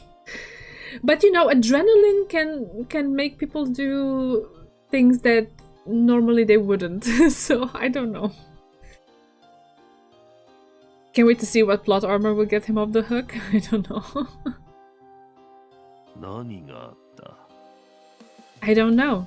I couldn't answer. My classmates' faces just came to mind. Tsubaki, Kanon, Shiratori, Tokita. The tears rolling down their cheeks had spurred me on somehow. Oh my god! Oh god! This is even worse than the sprite! Oh god! Oh god! I don't want to see that. Usami quickly helped Shiratori up from the ground and hurried for the door. Tokita and Shiratori followed Usami in a daze, as if they had lost all will of their own. I said, "Get out of their way, I'll kill him." Usami and the rest made their way to the exit. Like a boulder tearing apart rapids, the crowd of people split as they pushed through. Gonzo didn't move an inch. Shortly thereafter, I heard the roaring sound of a car engine outside. They must have taken the car prepared for Tokita. The tires grazed along and they left. I was then literally attacked by bottomless despair. 俺はお前に驚いている。俺を上回る恐怖に出会わねば裏切らぬと思っていた。That's what I thought too. お前は俺にへつらうだけの家畜ではなかったのか。Maybe a little bit, I don't know. I can't predict what this guy's gonna do, so I'm just rolling with it. My hands shook uncontrollably. 俺に拾われ、母を捨て、金の奴隷になったのではなかったのか。It was too late to make excuses. I didn't even understand what I did. Explaining my actions would be out of the question. で、どうするのだ、京介。What will I do? He's asking about the future. What future does someone who bore their fangs at Gonzo have? お前は金を貯めて母を迎えるつもりだった。I timidly nodded. そんなお前にとって残念な知らせが。Oh fuck. 先ほど。Oh no. No, she died? Oh god. Oh god. What? 死んだぞ。I dropped the nail and it bounced off the ground with a clang. 母親だ。My vision was instantly dyed black. 跳ねられたらしい。Excuse me? What? No, apparently not naturally. My knees threatened to collapse beneath me. 飲酒運転の車に。Wasn't she in some sort of institution? Like a hospital or something? How was she? Okay. Though entirely numb, I somehow felt my body melt into the solid floor. There were no traces of a lie in Gonzo's eyes. No. I burst into an eardrum-shattering scream. I looked at the ceiling for a moment before my eyes rolled back, my lungs all the while fighting to force out this blood-curdling despair.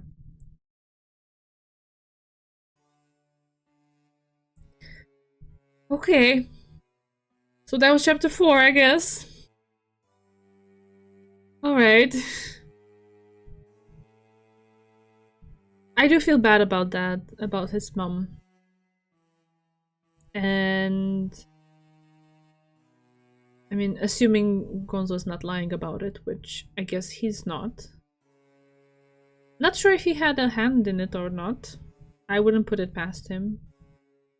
In a way though, like it wouldn't necessarily be in his favor because the whole reason that Kyosuke is doing stuff for him is to repay the debt and help his mom. So without his mom being alive, then what's the point, you know? Oof, okay. Ugh. I guess we jump into the next chapter, but I think it's a good moment. Let me just make a quick run to the bathroom. That was super intense. And I'll be right back, and then we can read for like, I think 40-something minutes more. Yeah. Okay, be right back.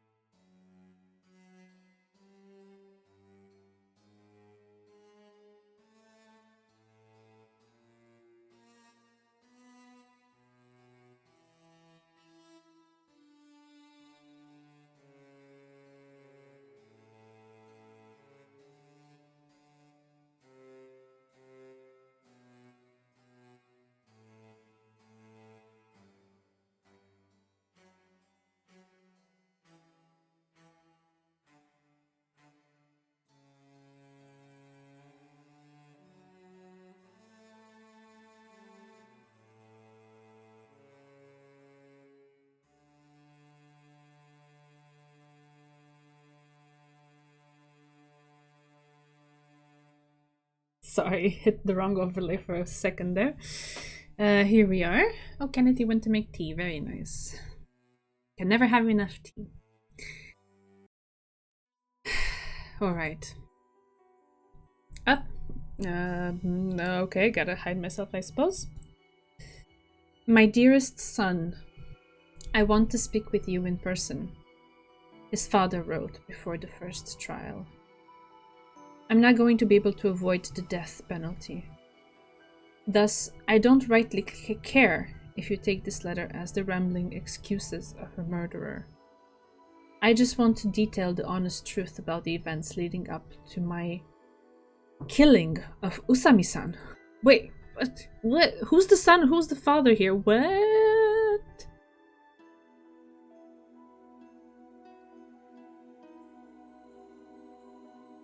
I was born and raised in a fishing village in Hokkaido, the third son in my family.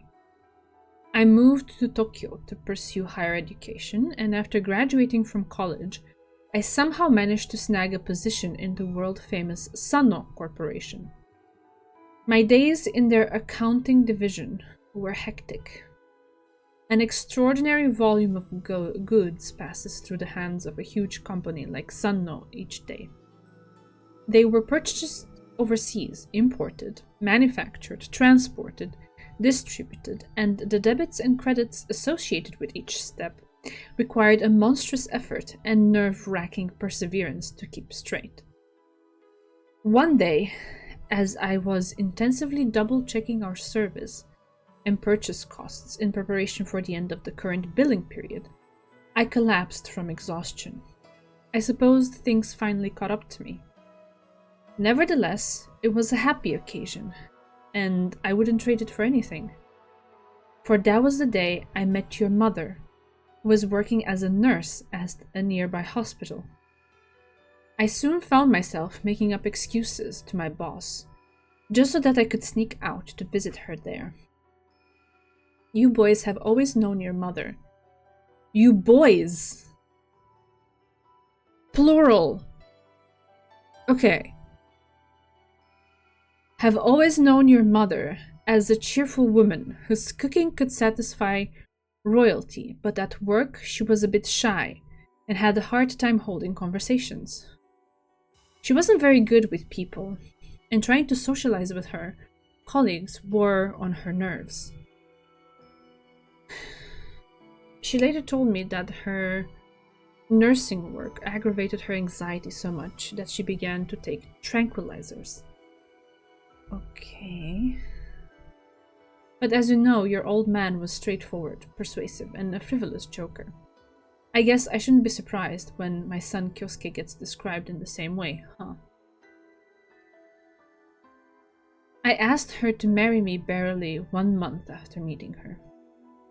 I rushed things along because I knew how things worked in trading companies. One never stays in one place for too long. Anyway, I took her to an amusement park and then gave her the ring at a hotel restaurant that evening. Luckily for me, your mother was also interested in me. Her beautiful white skin turned bright red, and I remember she nearly fell out of her chair in surprise. I went to visit her parents the very next day, and before we knew it, we were married. Supposedly, the people at the ceremony called me a wife stealer. Soon after, as I'd predicted, I was transferred to Germany. Your mother came along without a single complaint. We had our first child there in Europe, far away from our homeland. That child was you, of course. Apparently it was a difficult delivery. You came out legs first. Oh, that's bad. Your old man wept at the sound of your first cry. It was completely out of character. We lived in Germany until you were 3 years old. You were a playful little boy. Your first words were amusement park. Germany had nothing but those mobile carnivals, so when we returned to Japan, I made sure to take you to a full-fledged theme park. How could his words be amusement park if there's no amusement parks there? Okay, but anyway. I want to play every day, forever. I was quite worried for your future when you said those words. but much to my relief, you turned out to be a genius. They called me to your elementary school once after you'd taken an IQ test, and all your mother could say later was that a duck like me had raised up a swan. For a long time, as you know, our family enjoyed peaceful days. My mousy wife, who suddenly became a lioness, went home with her boys. Ah, okay. This is what I was suspecting, but I wasn't sure. So he sees like two ways of being in him. My two sons, frivolous Kyosuke and cold, passionate Kyohei. Ah no, wait, no. Two boys. Okay, wait, where am I? Ah! I'm so confused.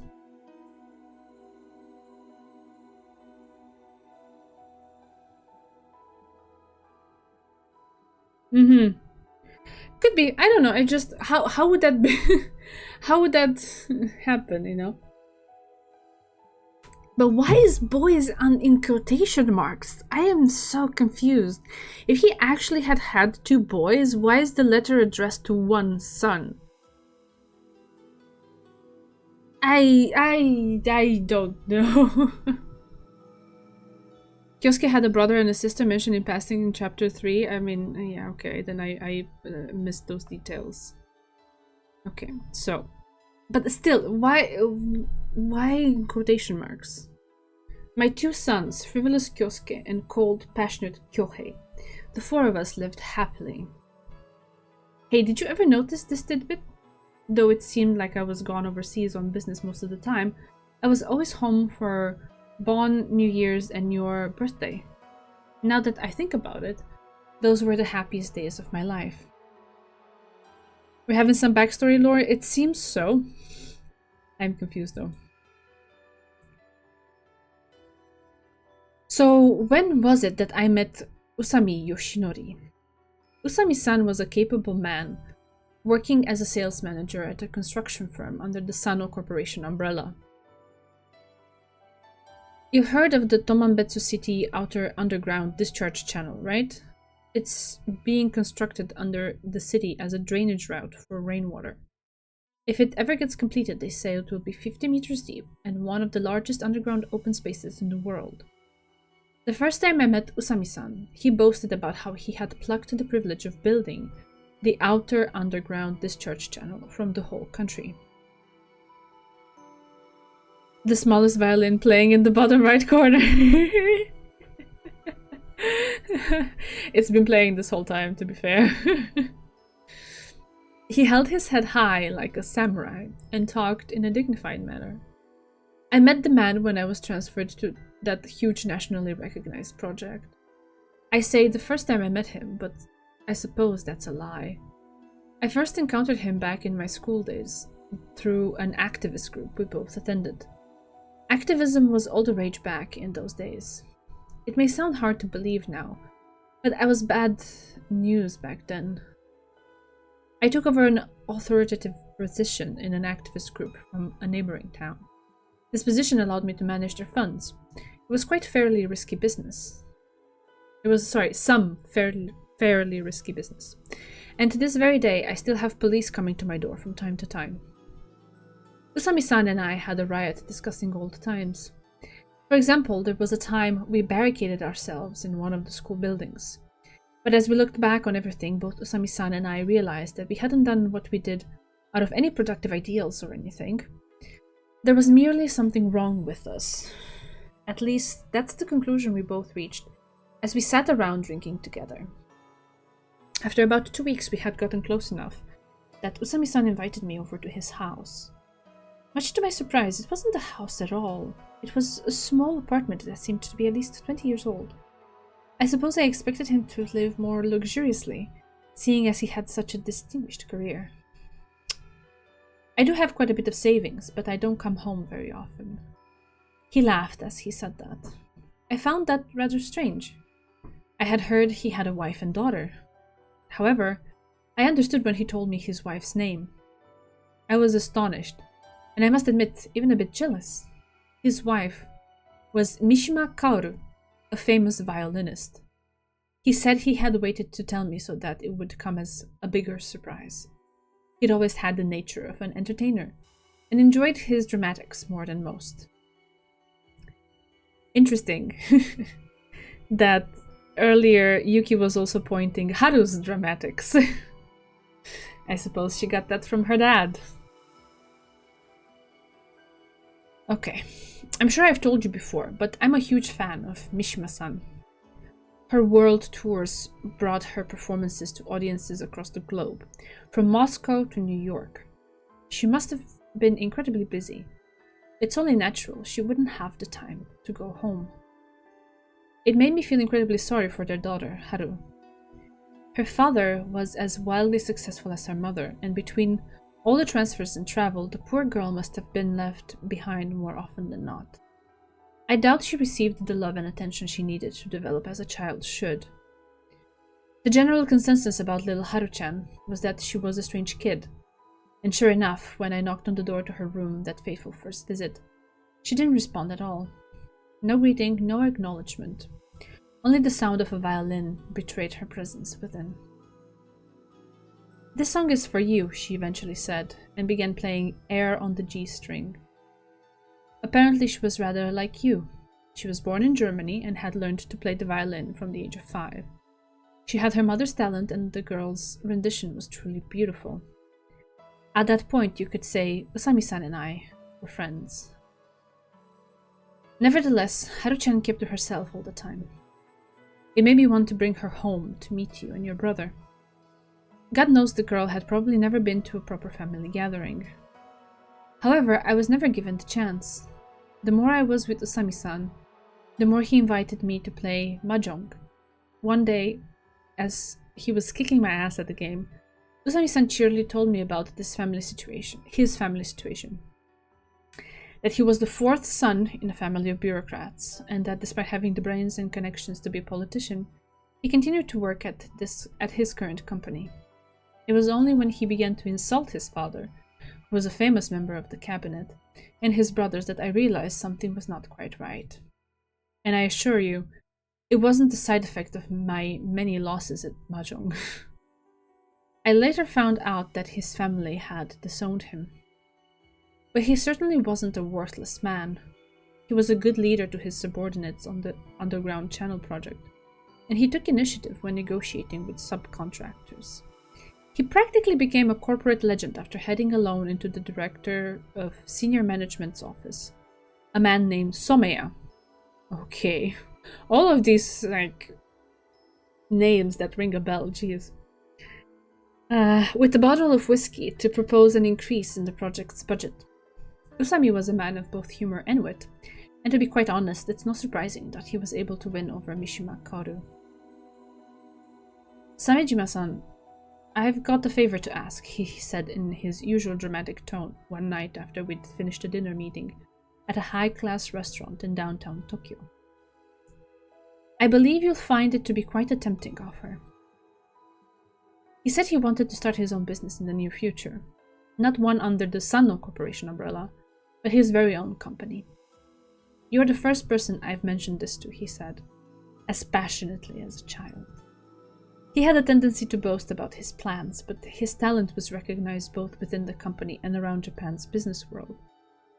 I was sure he'd be a success, and I told him I was rooting for him. "I want you to be my partner." I'd half suspected the conversation was headed in that direction, but he openly invited me to join his new company. He respectfully bowed to me and offered to make me a manager if I invested some money in the company. I felt bad about it, but I rejected his offer. I didn't have any ambition. I was happy with my current job, and most of all, if I had time to start a business, I'd rather spend it with you and the rest of our family. "I'm sad to hear that," Usami-san said. "I'm sorry. I've got a baby girl on the way, you see." "Really now? Congratulations. You've always said you wanted a girl. Have you decided on a name yet?" "The child I named Kiyomi, Kiyomi?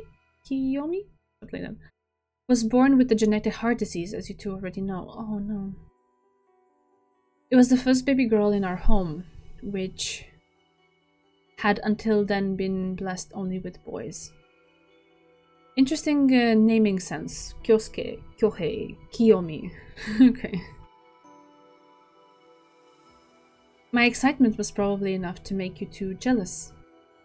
And she was a handful, wasn't she? We had to take her to the hospital twice a week, and your mother nearly collapsed from anemia. And when your mother was feeling too ill to change your noisy little sister's diapers, you diligently volunteered to do it yourself. You were such a kind-hearted boy. Nevertheless, Kiyomi died. No, he does like that. No, okay, I see. She was only 15 months old. God, that must be heartbreaking. I can't even imagine. She passed on a peaceful day, one heavy with the traces of the coming spring. Your mother said she looked like she was sleeping. Do you remember the quiet funeral, son? It was only the four of us, yet you didn't shed a single tear. For what reason was she born? You shouted up at the clear winter sky. You were just a boy, but life had already driven you to curse God. A week or so after Kiyomi died, Usami-san came to me with 3 of his subordinates. They were clad in mourning clothes and suddenly bowed to me. I'm very sorry for your loss, he said, choking back tears. Usami-san raised his head and didn't try to hide the overflowing tears pouring from his red eyes. Ah, he's crying for Kiyomi, I thought, naively moved. After all, he had given clothes to my baby girl when she was born. I completely dropped my guard around Usami-san. He made time to take me to an expensive restaurant in Ginza once. The wife stole off to Berlin and took Haru with her. I'm feeling pretty lonely myself, haha, he said. And I completely believed that the man smiling bashfully before me was a true friend. Oh god. Where is this going? I'm scared. What? How much do you need? What do you mean? You talked to me about investing before, remember? You needed funds to start your own business. If you want my help, it's yours. Oh, don't be silly. I can't do that, Samejima-san. You've got a family to take care of. You can't have the time to be answering to my whims. No. No, I doubt that. I doubt that. But maybe, you know, the investment, it's either like a scam or it's just not gonna pan out. And that's how they lose money? Is that the way it began? Okay, let's see. You're right, I'm sorry. But I can't leave my current job to go with you. Still, I'd like to lend you something as a token of my gratitude. I had put aside 5 million yen for Kiyomi's medical bills. So at the time I figured it wouldn't do any harm to invest that in a friend who cared about Kiyomi enough to shed tears. Well, this I don't know if this should be the reasoning why you give someone money. No. Ah, okay. You probably have a bit of what's the word? You're missing a piece of the whole pie. Gonzo is not actually Kyosuke's real dad. It's not his biological dad. He, let's say, took Kyosuke in so that Kyosuke would work for him to repay a debt that his family owed him. And Kyosuke's actual dad, what was it? Was he dead? I might be messing things in my mind, but I think so. Yeah, he had a very difficult family situation, and his mother couldn't repay the debt they owed Gonzo, so he took this route of like becoming his adoptive son and working for him in order to pay it back. And the hopes was that he would pay it back one day and go back and take care of his mom and stuff. And this is biological dad. Yes, this is his biological dad. Yeah. So this is not Gonzo. Gonzo would never. Gonzo could never.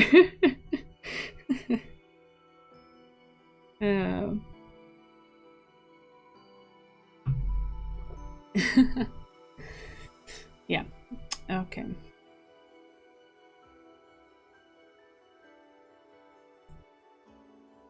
So, yeah, right.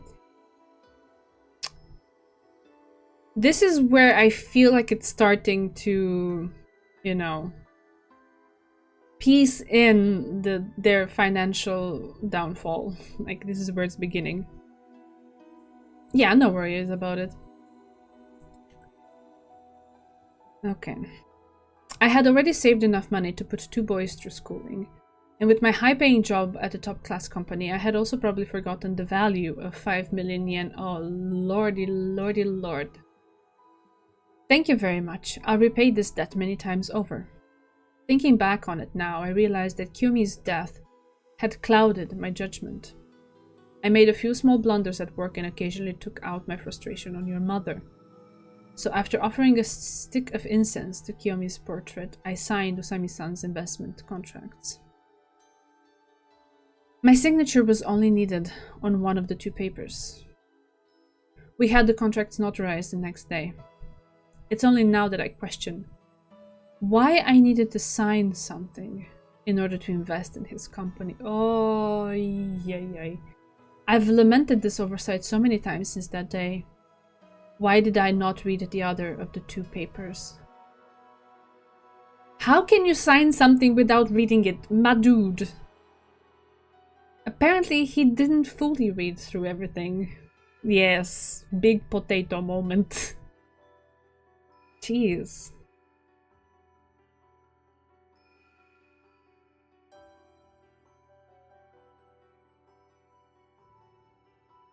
But also, I'm not sure I understand. His signature was only needed on one of the 2 papers.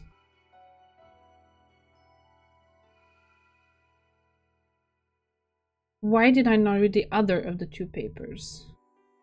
But if there was no signature needed, is he bound to it? Was it like a page 1, page 2? He didn't read page 1? Or is it 2 separate things?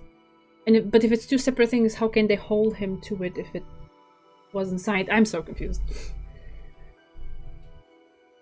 Something like that? Yeah, I guess.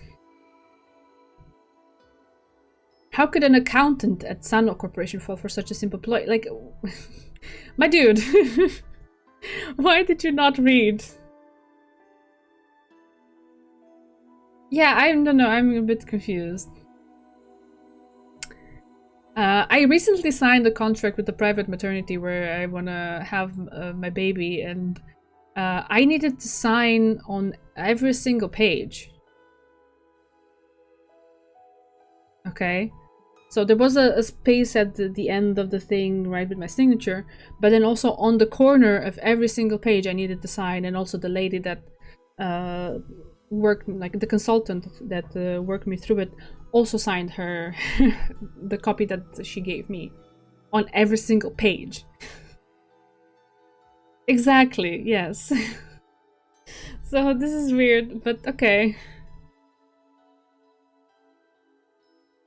Okay, let's see where this goes. I will be asked these questions at my trial, I'm sure of it.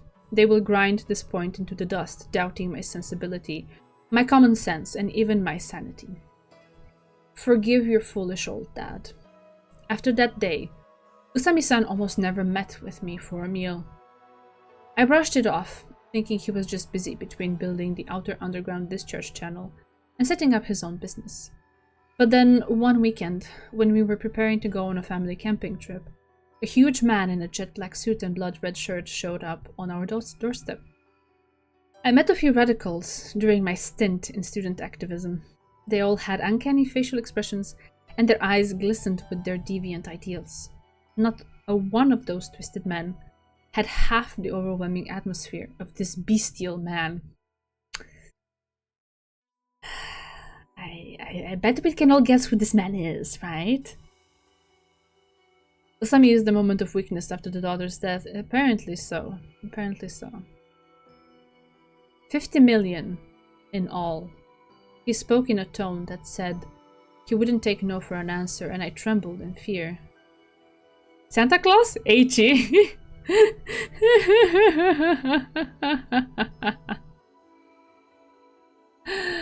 Ay. Red shirt, clearly not H.E. Sorry, and red green hair. Oh god. Yeah. It wasn't hard to recognize the giant as a Yakuza debt collector. He held a promissory note up to my face. I couldn't believe it. I had apparently at some point become the guarantor of someone named Kato Takayuki. I knew the name. He was one of Usami-san's subordinates and I'd played mahjong with him a few times. I had no idea what was what and I asked him to leave. He obeyed me that day. However, his frozen eyes told me that next time he wouldn't be so lenient. I can still see the worry in your mother's eyes that afternoon. I was taken aback when I looked at the promissory note. The loan had a principal of 5 million yen, but an unbelievable amount of interest had accrued. As the man had said, 50 million in all. Promissory note in hand, I drove over to Usami's apartment. Mishima-san and Haru-chan weren't there. In their places were 3 men, including Kato Takayuki, and Usami-san playing mahjong without a care in the world. So like they took a loan in his name? So they took a loan and made him the guarantor of the loan, and then they didn't pay it back. And so the one who is forced to pay it back is him instead of them because he guaranteed for it or something like that. I never intended to trick you, Samejima-san. I said I'd invest 5 million in you. I didn't say I'd shoulder your 50 million yen in debts. But you did sign the promissory note, did you not? Oh, sorry. Usami-san's acting was stellar.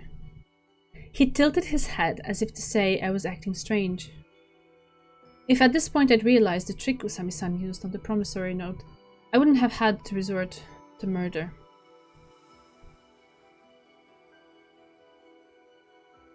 And the part about giant principle stinks, as if that was all premeditated. A giant interest, yeah. Okay, I was like, giant principle? What principle did you mean? Definitely premeditated, yes. Yes, who takes a loan with that kind of interest? That turns 5 million into 50 million, okay. Yeah.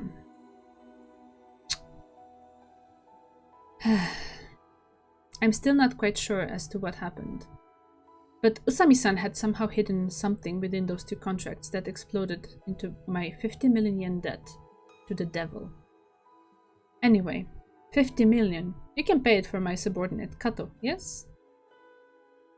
It's not like it's an unpayable sum for someone in a top-rate firm like yourself, his arrogant chin seemed to say. Isn't this a crime, Usami-san? Don't be so silly. Where's the proof of that? This is fraud. I'll report you to the police. That's fine with me. If you'll do that, I'll just go ahead and report all of your recent screw-ups to Somaya back at headquarters. At this point, there wasn't a single employee at the company who was not aware of the close friendship between Usami-san and Director Somaya. Fuck. I myself had heard rumors about employees being fired the day after doing no more than glaring at Usami-san, and as foolish as I was, I believed them. But if I were indeed a criminal, Samejima-san, I'd be in good company. Remember when we entertained that fellow from the Ministry of Land, Infrastructure and Transport at that restaurant in Akasaka? Along with his, female companion? I'd say that was a fine example of excessive reception. Now, remind me again, who headed up that little event? Deftly rolling a mahjong tile in his fingers, he spoke up triumphantly. You were sure enough enjoying yourself that night, he continued, prompting one of his subordinates to laugh. Oof, man. As much as I love Haru, her dad was a piece of shit. What in the world? You were drooling all over that woman, despite being a married man. The laugh spread through the room. The talk about starting your own business was a lie then? I asked in desperation. No, it was true, but it's something I'll put more thought into later. At the moment, I'm devoted to finishing the outer underground discharge channel. I thought of Kiyomi, who died without living even a fraction of a full life. Those tears were fake too, weren't they? I will curse Usami's false sobs, even from the very platform of the gallows. Could you please leave? I have a winning hand here. I spoke with a corporate lawyer at Sano about how a friend had defrauded me, but in the end he said I had no choice but to pay up. Even after taking out all my savings, I still couldn't reach 50 million. I'm not much of an extravagant spender, but your sickly mother's medical expenses and Kiyomi's operation bills weren't cheap, and they really took a toll on our family finances. Sucking up to my parents, being scorned by my relatives' cold eyes, planted a dark emotion in my very soul. Why am I in this situation? I bottled my anger at the unfair circumstances as I prostrated myself daily before a collector by the name of Azai also. There it is, okay. I've paid off 20 million now. Usami-san, please take care of the rest. I confronted Usami-san in broad daylight as he gave a presentation at the company. Usami, surrounded by corporate executives, wasn't fazed in the slightest. Could you pick a better place for this? Why should I cover for your debts? The cheek. I lost myself in anger, and the next thing I remember I was grabbing him by the collar. That naturally was exactly what he planned for me to do. No one in the company would listen to me after that act of violence. All that awaited me was a week-long suspension and a cut in my salary. With nothing else to do but cry myself to sleep, I returned home and knelt in front of Kiyomi's portrait every day. I trembled in anger day in, day out. Anger towards Usami. Anger toward my foolishness. My nerves were so on edge. I had begun to believe that Usami killed Kiyomi himself.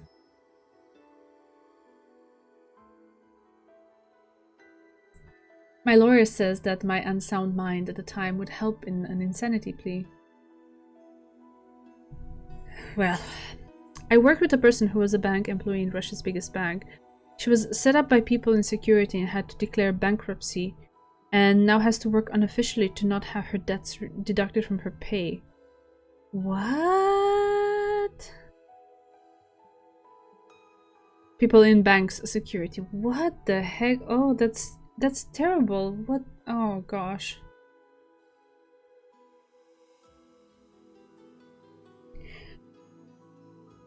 I don't even know what to say. Oof. Months passed, and I still had no means with which to repay the debt. Meanwhile, Usami's effort finally paid off, and he was promoted to senior executive manager. He headed the Outer Underground Discharge Channel project, which boasts being the largest underground structure ever built. Yeah, we know that, we heard that before. In front of that, my existence must have been trivial to him. Well, son, should I have forgiven this man? I feel bad for you three, my family. But Usami cried fake tears at Kiyomi's death and laughed inside his heart. You cried out to the heavens at how unfair Kiyomi's death was. For what reason was she born, you said? Was Kiyomi born into this world to be used by Usami? Of course not, right? Just before I committed the act, I was called out by Usami. Usami, ever the man of pleasure, was addicted to gambling on illegal horse races. At first glance, the place looked like a regular coffee shop, but the kind of people who gathered there weren't there to drink coffee.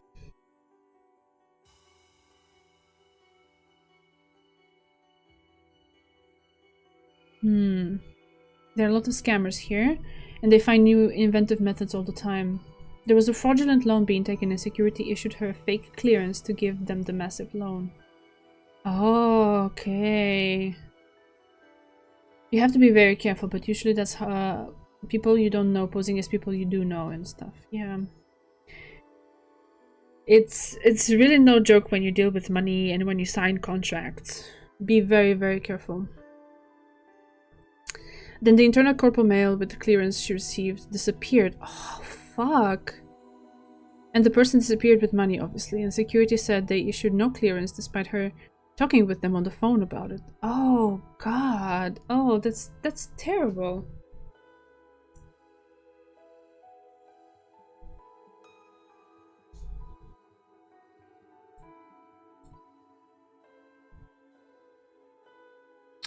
They were all dressed too shabbily to be the typical posh clientele of such a place.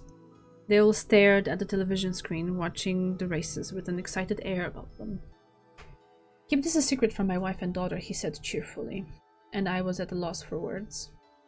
"Looks like you're having some money troubles." "Whose fault do you think that is?" I wanted to shout. "Do you know about the Sonoyama group?" It was a Yakuza organization operating out of Tomambetsu city. If you work in construction for a while, you can get connections with these kinds of people. You're as overdramatic as ever. What are you talking about? "I have a favor to ask of you. To make the story short, he wanted to embezzle from Sano." Oh, yeah. She said she was about to be promoted to management position as well. She's a single mother and worked at the lowest paid position at the brush fair. Oh my god, that's... Oh, my heart is breaking the more you tell me. Oh, gosh darn it.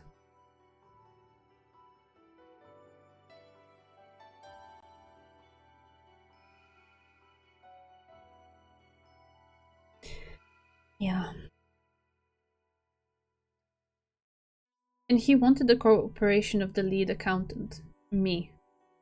He said he could give the Yakuza a cut as well. "How about it? If you accept my offer, I might ask them to ease up on collecting your debt." I might ask them to ease up. There's 3 layers of, like, possibly, maybe, you know, not erase the thing, but I might ask them to, you know, not be so aggressive in collecting it. Oh my god, fuck off.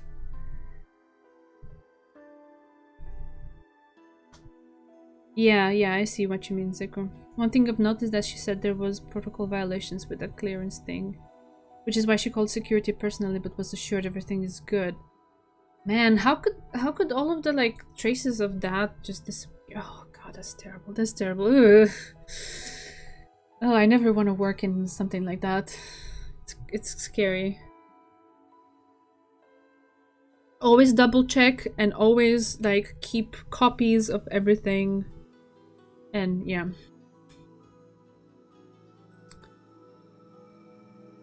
Not a very tempting offer, especially from someone who already fucked you over. Yeah, you think? Oh god. A cruel smile formed upon his thin lips. It was only then that I truly understood the events of the past few months. This man had been trying to trick me from the very start. Getting my signature on that accursed contract was only the beginning. Usami-san, do you have no concept of decency? Usami just laughed out his nose. Samejima Toshikatsu. Your name itself is a testament to your destiny to lose at everything you do.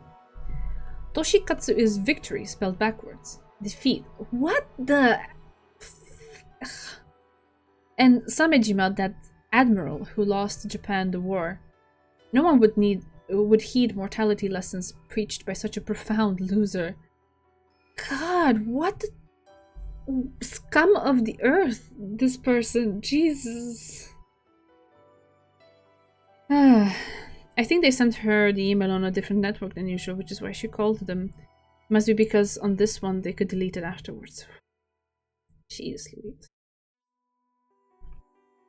Oh. We're not in college anymore. As an adult, I'm questioning whether you have any sort of moral values.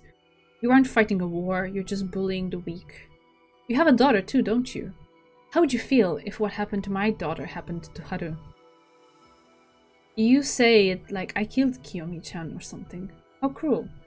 My subordinates and I even went to the trouble of going to pay our respects. Oh, fuck off. That must have been the moment where my passing fancies of killing him became more than just fancies. In any case, didn't you and your wife consider your age? It's common knowledge that having children at an old age carries danger with it. Fuck off. Big middle finger to this man right then and there. Poof, okay.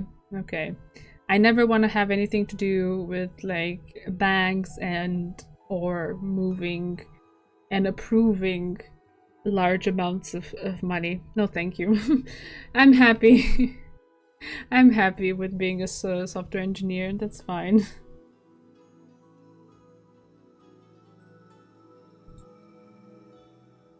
Pay and benefits are good. Yeah. Did they outweigh the risks though? It sounds like they don't. Usami was clever. His mind had tapped somehow into the powers of hell. He really hit me where it hurt. My sin. When the doctors told me about the abnormality in Kiyomi's heart, I was plagued with guilt. The only child I've made is Haru. Unlike your children, Haru is a brilliant daughter. She has my genes after all. What are you trying to say?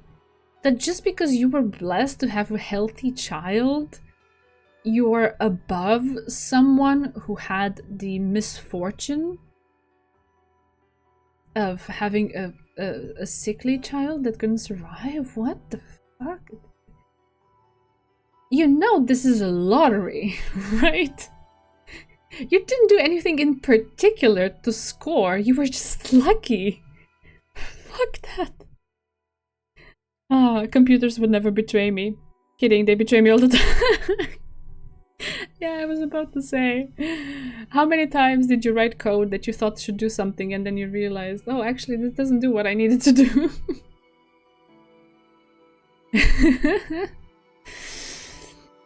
In general, swindlers are everywhere, calling, sending messages, etc., pretending to be people you know. You have to be extra careful everywhere. Yeah. I mean, scams are at large. I very often just keep getting calls from unknown numbers. The other day, I got a call from a number that was from Sri Lanka, and I was saying, okay, not answering this one. A couple months back, I got a call. It was definitely a scam call about, like, someone had opened an account at a bank in my name and made a loan, and they were calling me to congratulate me on the loan. And apparently they had given all of my information so that it's kind of like they pose as me, but including the phone number, which is stupid. But anyway, yeah. Yeah.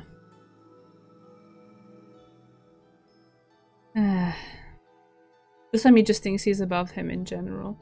Yeah.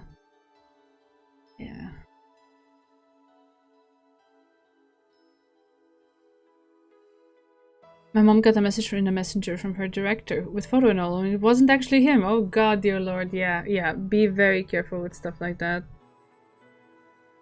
Yeah.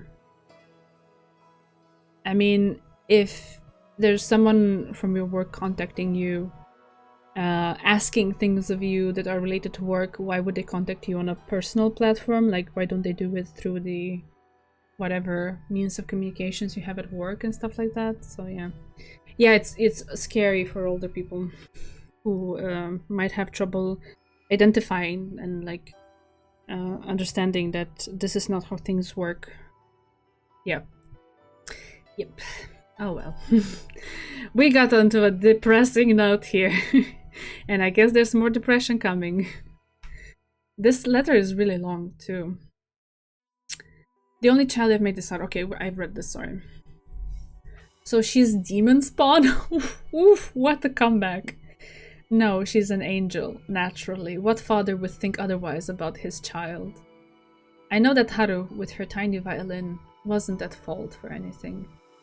But hatred burned in my heart, and I felt that the only way to strike at this beast in human clothes would be to kill his daughter. Oof.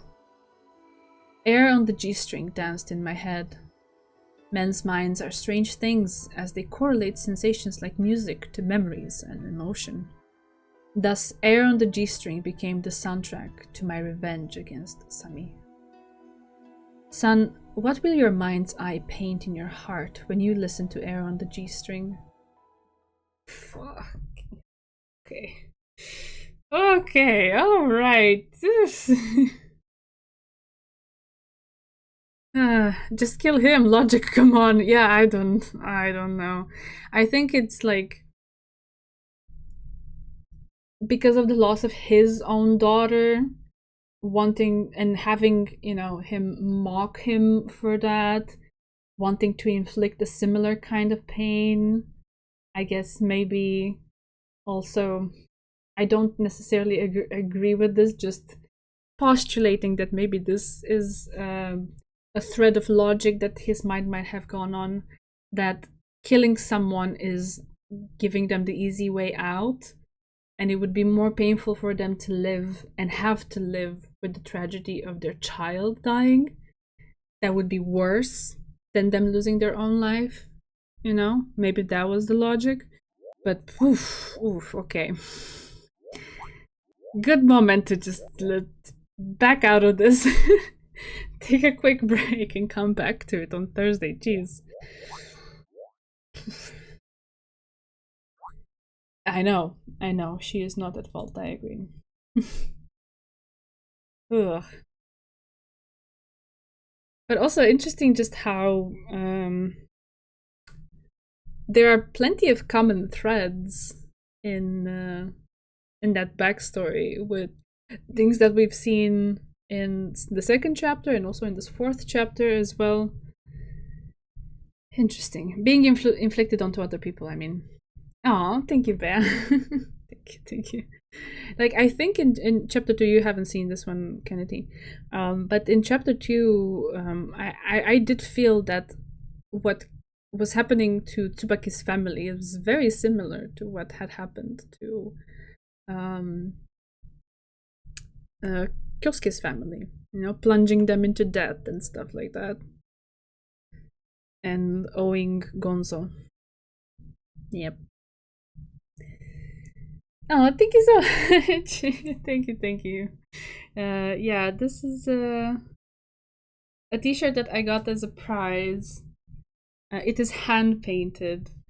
I got to pick it out of like multiple as a prize when I cosplayed Rin, which yeah, it's a really nice memory. So I really like it. This is part of why Kyosuke gets triggered by Tsubaki. She is the type to sign a contract without much thought if presented by a dear friend. I see. Yeah, it's an aventurine pendant and the bracelet too. The green parts. Oh. Yeah, I guess so. Yep. Yeah, the more I think about it, the more, you know, similarities I see and the more my heart breaks. Yep. There's also like something in the way of a comparison with this fourth chapter of like, is the child at fault for their parents' mistakes? There is an element of that too. Everything matches. It's a new 4-piece aventurines. I guess I'm missing the fourth piece, which would be the earrings. I have those two. I didn't put them on today because, like, I don't know, you can't really see them with this big headset. Yes. I agree with that. But yeah. In some situations, some people feel differently. Like you saw how conflicted Yuki was. Like, I feel like there was a part of her that did want to accuse Mizuha for like, why didn't you help me? You know? But like, what can you ask of her? She was also a little kid. It's not like she was like some adult that could have intervened and done something about it. But yeah, complicated stuff. Although I do hold certain views or express certain opinions, I don't particularly am of the mind to blame people that are in the middle of these situations for the things that they're feeling and the the roller coaster of emotions that they go through. Just hope that, you know, I mean, it was kind of left up in the air at the end there because they run away and we don't know what happened just yet. But yeah, I just hope there's a process there for her to come to some healthier conclusions. Yeah. Anyway, with that said, that is enough for one night. Thank you so much for joining and sharing in the pain, I suppose. I'm assuming there will be even more pain coming our way, so we'll see. We'll see what's up with that. I guess starting next time as well, we go deeper into this chapter or whatever. Yeah, thank you for being around. You all have been a really nice audience to share this with, so I am appreciative of all of you. Thank you. So yeah, take care for now. Taking a little break tomorrow from this, but we're coming back at it on Thursday. So see you then. Take care. Love you. Bye bye.